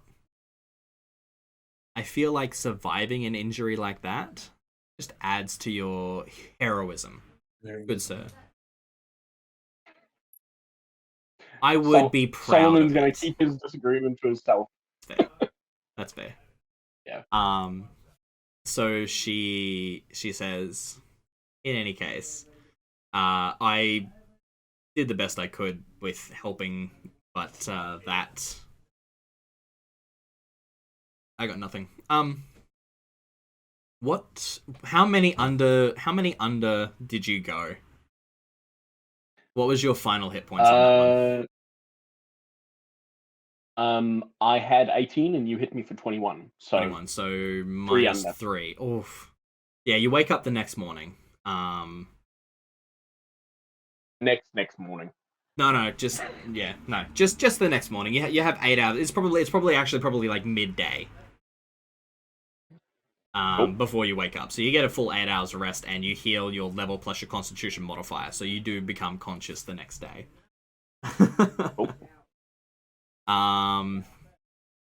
So you did lose the championship fight.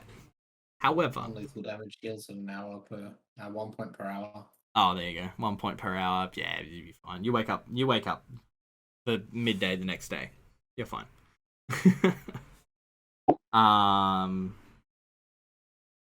So you did lose the championship fight. However, sorry, so it's 4 points per hour. I got into the championship fight. You got into the championship for 4 points per hour. Whatever. It's fine.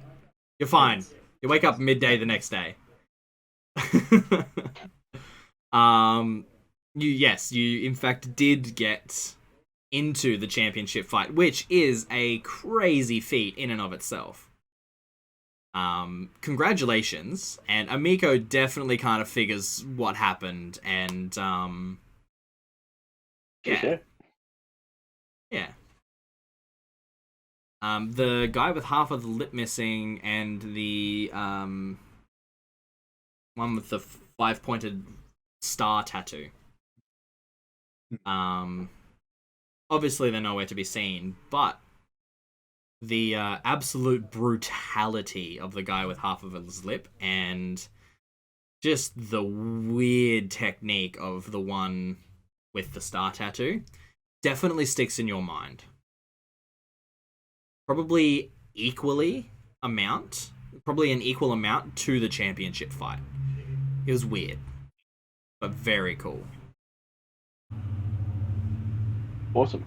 Is there anything you want to do for the rest of the week? Sleep. Sleep. I want to wander around and see if I can find the full blood orc. Yeah, okay. Go ahead and roll me a knowledge local. Alrighty. Where do they keep their full blood orcs? Yeah, pretty much. I'm using it as a sort of like a gather information and a perception check and everything sort of. That's escape artist. This thing keeps doing wrong things. Doing weird stuff. Gather information was a skill in 3.5. Yeah. Okay, well, I rolled the same anyway, so... Yeah, like an ears of the city kind of thing, for sure. The full blood orc is definitely no longer in town. Left sort of pre-dawn. So left very early. I think then I'd go past the hagfish and just tell the owner the next time the full-blooded orc is in town, I'd like to have a chat with him. Yeah. And fully, like, I do want to be friendly with the full-blooded orc. For sure. Yeah, no, I get that. Come see me. I owe you a tooth. Yeah, pretty much. Orcs' tusks do grow back, so it's fine. Alright. Yeah. Okay.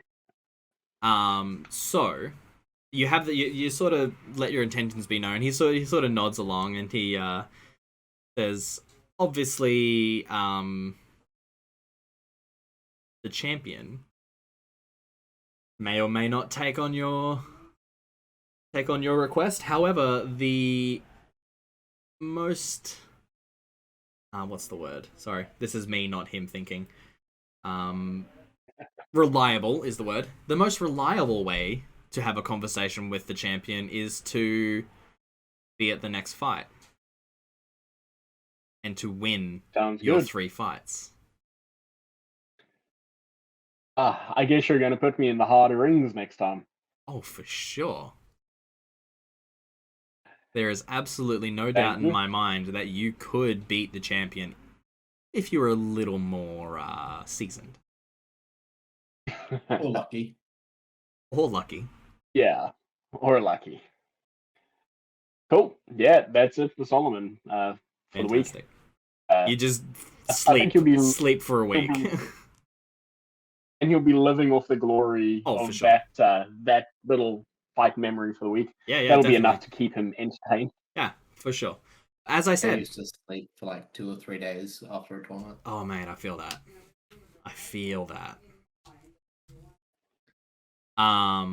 Cool. So you sleep for the rest of the week. We are now going to, as you'll be leaving. Cool. As you collapse into bed and pass out, we do the whole camera shot where we follow someone just and then fade out immediately as their head hits the pillow, and then we fade in. It's been a few days. We fade into 2 dwarves working a forge, and it has been days. Both of them look very tired.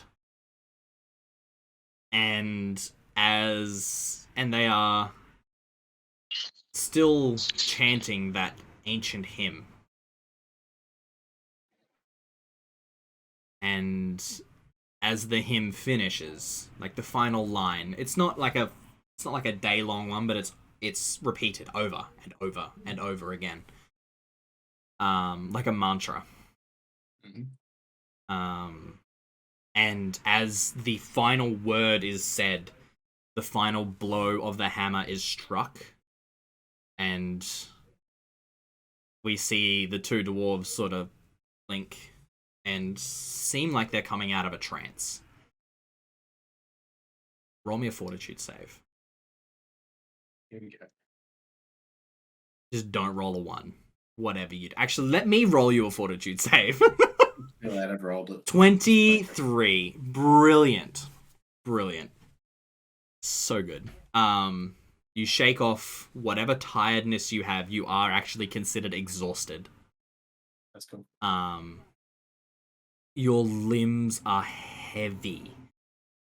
Your hands are blistered and quite probably even bleeding.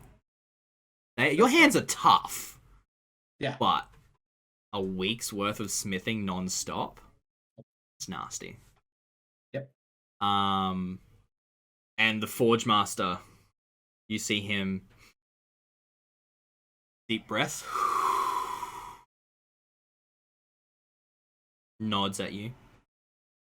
And you look down, and this hammer is to the finest detail, exactly as you envisioned it. And he says, "It's time. Bring the sword." I can get the longsword. And as you head out and head back in with the longsword, he has set. You had four holy symbols of Torag. He has set them near to, like, left to right, from his viewpoint, left to right, and because he's got the head of the hammer sitting on the anvil on the right, and the shaft is hanging and sort of like half leaning on the ground. It's very long. Left to right on the anvil. 4 holy symbols of Torag, very straight, equally spaced, and then he has the onyx, the ruby. Is it one either side of? So yes, they're separate from where they will be on the hammer. Yes. He's just set the materials out. That's all it is. Yeah. Okay. He's set them out. He's just equally spaced, and yeah, he's just setting out the materials. He sets out the onyx, and then the ruby, and then the topaz. And he lays his hands on either end of the anvil, looks you dead in the eye over the anvil, and he's sort of standing sort of front on with you, looks you dead in the eye, settles in. You see his hands spread, and he almost, like, his fingers grip into the anvil itself. Grips into the anvil itself. Looks you dead in the eye. Looks for eye contact.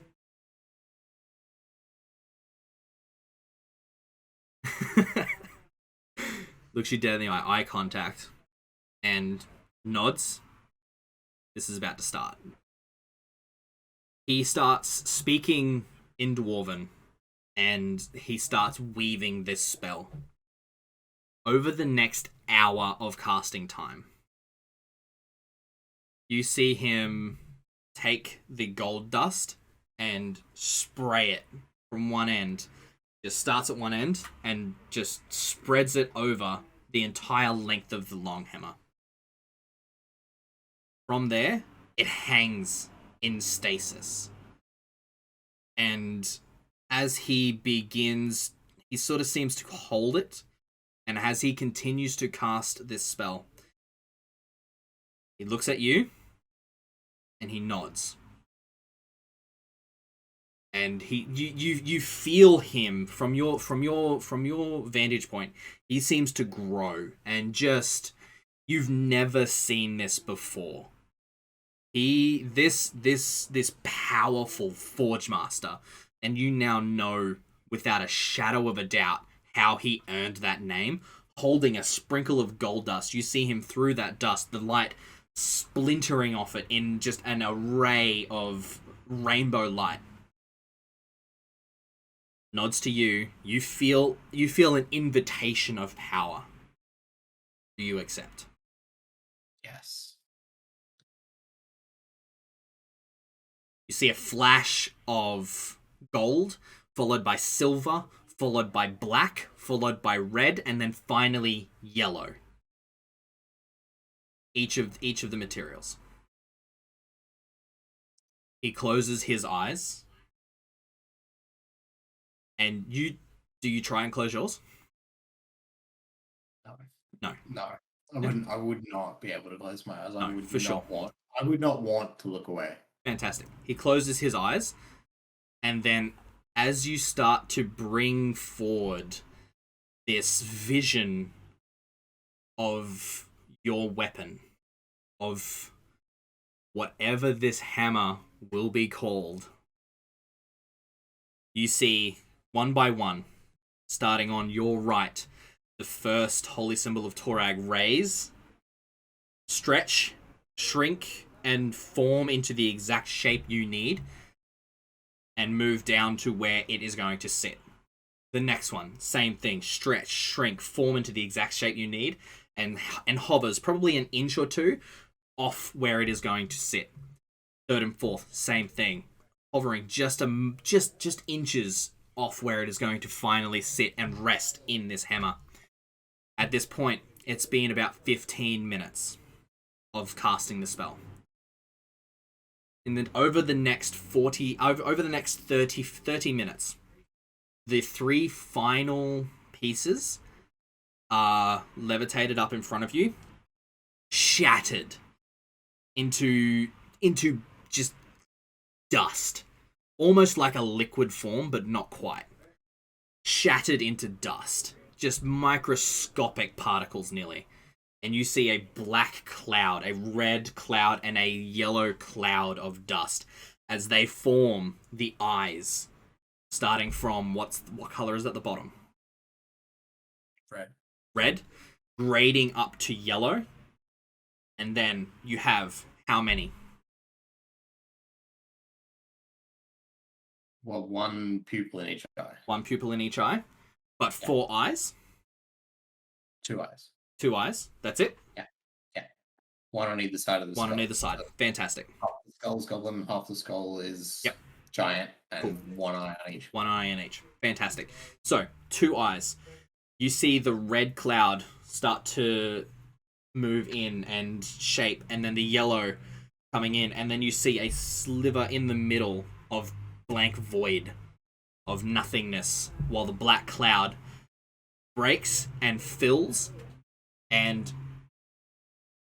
this center of both of these as they, in a flash of blinding gold, as half of the gold dust rushes into these eyes, binding them together, they become solid again. They then, in the last 15 minutes, everything seems to rise and levitate probably a good 3 feet off the, probably a good 1.5 feet off the anvil. And it rotates and spins, and you get a 360-degree view of every angle of this hammer. The Forge Master still has his eyes closed. Are you happy with it? Do you accept it? In Terran, because yes, Terran is actually more important to Varn than Dwarvish is. Yep. I want to say that I accept this hammer as if it were my soul. As you utter those words, the hammer starts to spin faster and faster and faster as the remainder of the gold dust spirals up, like around the hammer into a big spiral. You see Terran glyphs being written by gold dust using the words you just uttered. And they bind the entire thing together, and with a gigantic crash and a thundering crack, and you realize that was a crash of thunder. There is not a cloud in the sky. It was probably, it sounded like a lightning bolt hit 2 feet away. A crash of thunder, as in the last moments of the spell, the hammer strikes the anvil and sits resting with golden glyphs spiraling up the shaft and resting just below the head in a ring all the way around from the bottom to the top. I accept this hammer or this weapon. Either one. It's actually an interchangeable word, apparently, in Terran. I accept this hammer as if it were my soul. The Forge Master stands, holding the spell, lowers his arms, and he keeps his eyes closed. And there's a moment, there's probably a good minute or two of silence. After which he says, "May I?"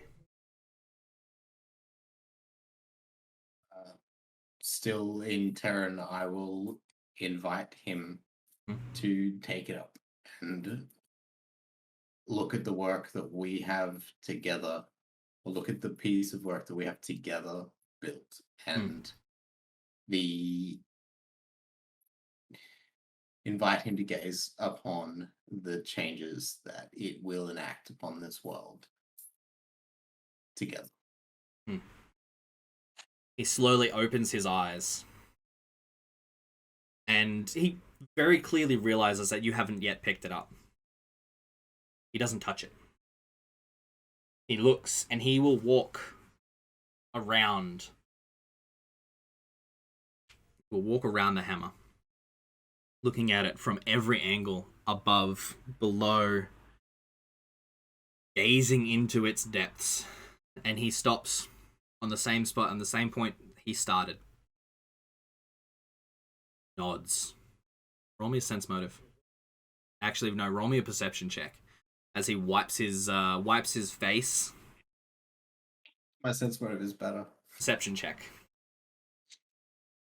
You see him very hastily and very carefully. Like, you probably, if you weren't staring at him in some way, you can tell me why you're staring at him, but you're staring at him and watching him intently. You see him wipe away a tear.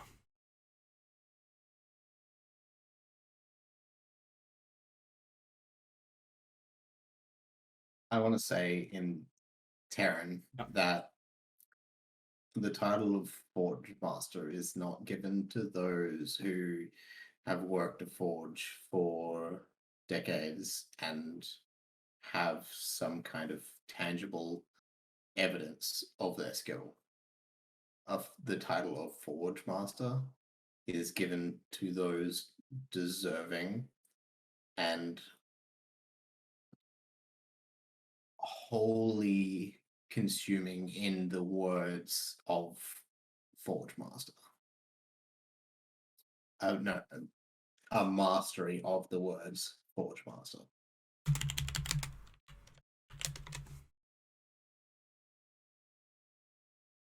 He looks you dead in the eye. He nods. And in Terran, again, he speaks to you and says, "You understand." That is more than I can say for most. I had a good teacher. You've had a cranky teacher. And a good friend.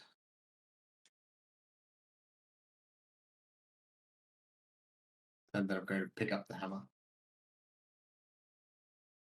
His jaw sort of just almost imperceptibly drops, just looking at that. Going to sort of go into sort of first form guard, holding it, and give it a couple of swings, just open, wide swings. Just like practice movement swings, not a particular technique. Yeah, for sure. Feeling the weight, feeling the energy, feeling the sound. I designed it in a way that it sounded like a goblin war cry and a giant's roar at the same time when it swung. Does it hit the pitch? Perfectly. It is exactly as you envisioned it. Exactly as you dreamt it. I will try very hard not to smile.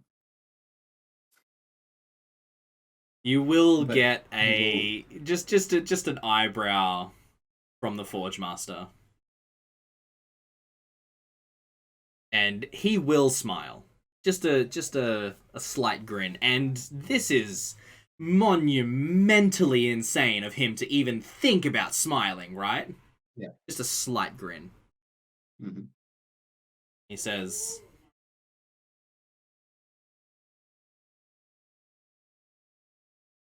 your destiny is about to be forged. This is the first step.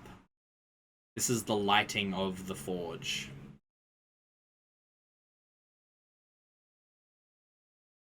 Make it a good one. And if you make it... And my destiny wouldn't be what it is without the people around me. Just a short curt nod. And he says, if you make it back alive, I would very much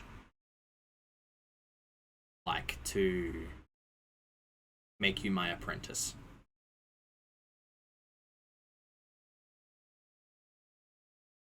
I will come back alive. You'd better. I don't make this offer lightly. You don't have a choice. Good. Get some sleep. You too. He nods and he heads out. Very specifically does not ask to hold the hammer. Doesn't want to touch it. That's fair. I understand why. Yeah. I'm assuming Warren would understand why. Oh, for sure. It's probably a very sacred thing that we've done. Yeah. So. Yeah. That crack of thunder. No clouds in the sky. I will go through like probably the 4 basic training forms with the hammer. Mm-hmm. And as I go through, I will sing or hum, well, sing. I will sing quietly to myself the 4 songs of camaraderie, mateship, like camaraderie, loyalty, hardship, and mourning of the 9th, as I do. Yes. Yeah. And then I will set the hammer down and go to bed. You feel like you could sleep for a week. That sleep debt is not going to be easy to pay back. Try. Yeah, for sure. So, at that point, that is where we are going to fade to black, and that is a perfect point to leave our session for tonight. Amazing session, guys. I'm super happy with that. That was fantastic. I'd love for you guys to jump into the chat, answer any questions. I'm sure everyone would love to let you guys know how they liked that. Thank you so much for watching, guys. I'm sorry about the power interruption in the middle there. I'm hoping it doesn't happen too often. I'm not sure what happened. And I do believe probably next week we are going to get started on book 2. I don't see any reason why we wouldn't. So yeah. Oh, also, Chuck, make sure you add that hammer back into your back into your sheet, and remember it is a +1 long hammer. Megatron does have a lot to answer for sure. I'll see if I can find out what happened. I'll pop it in the Discord. We'll see. I don't know. I have no idea. I'll let you guys know if I find out. Caps is fine, but I like your energy. I'll hang out and chat for a little while. If you have any questions, feel free to ask. And thank you so much for watching, guys. And I will see you guys next week.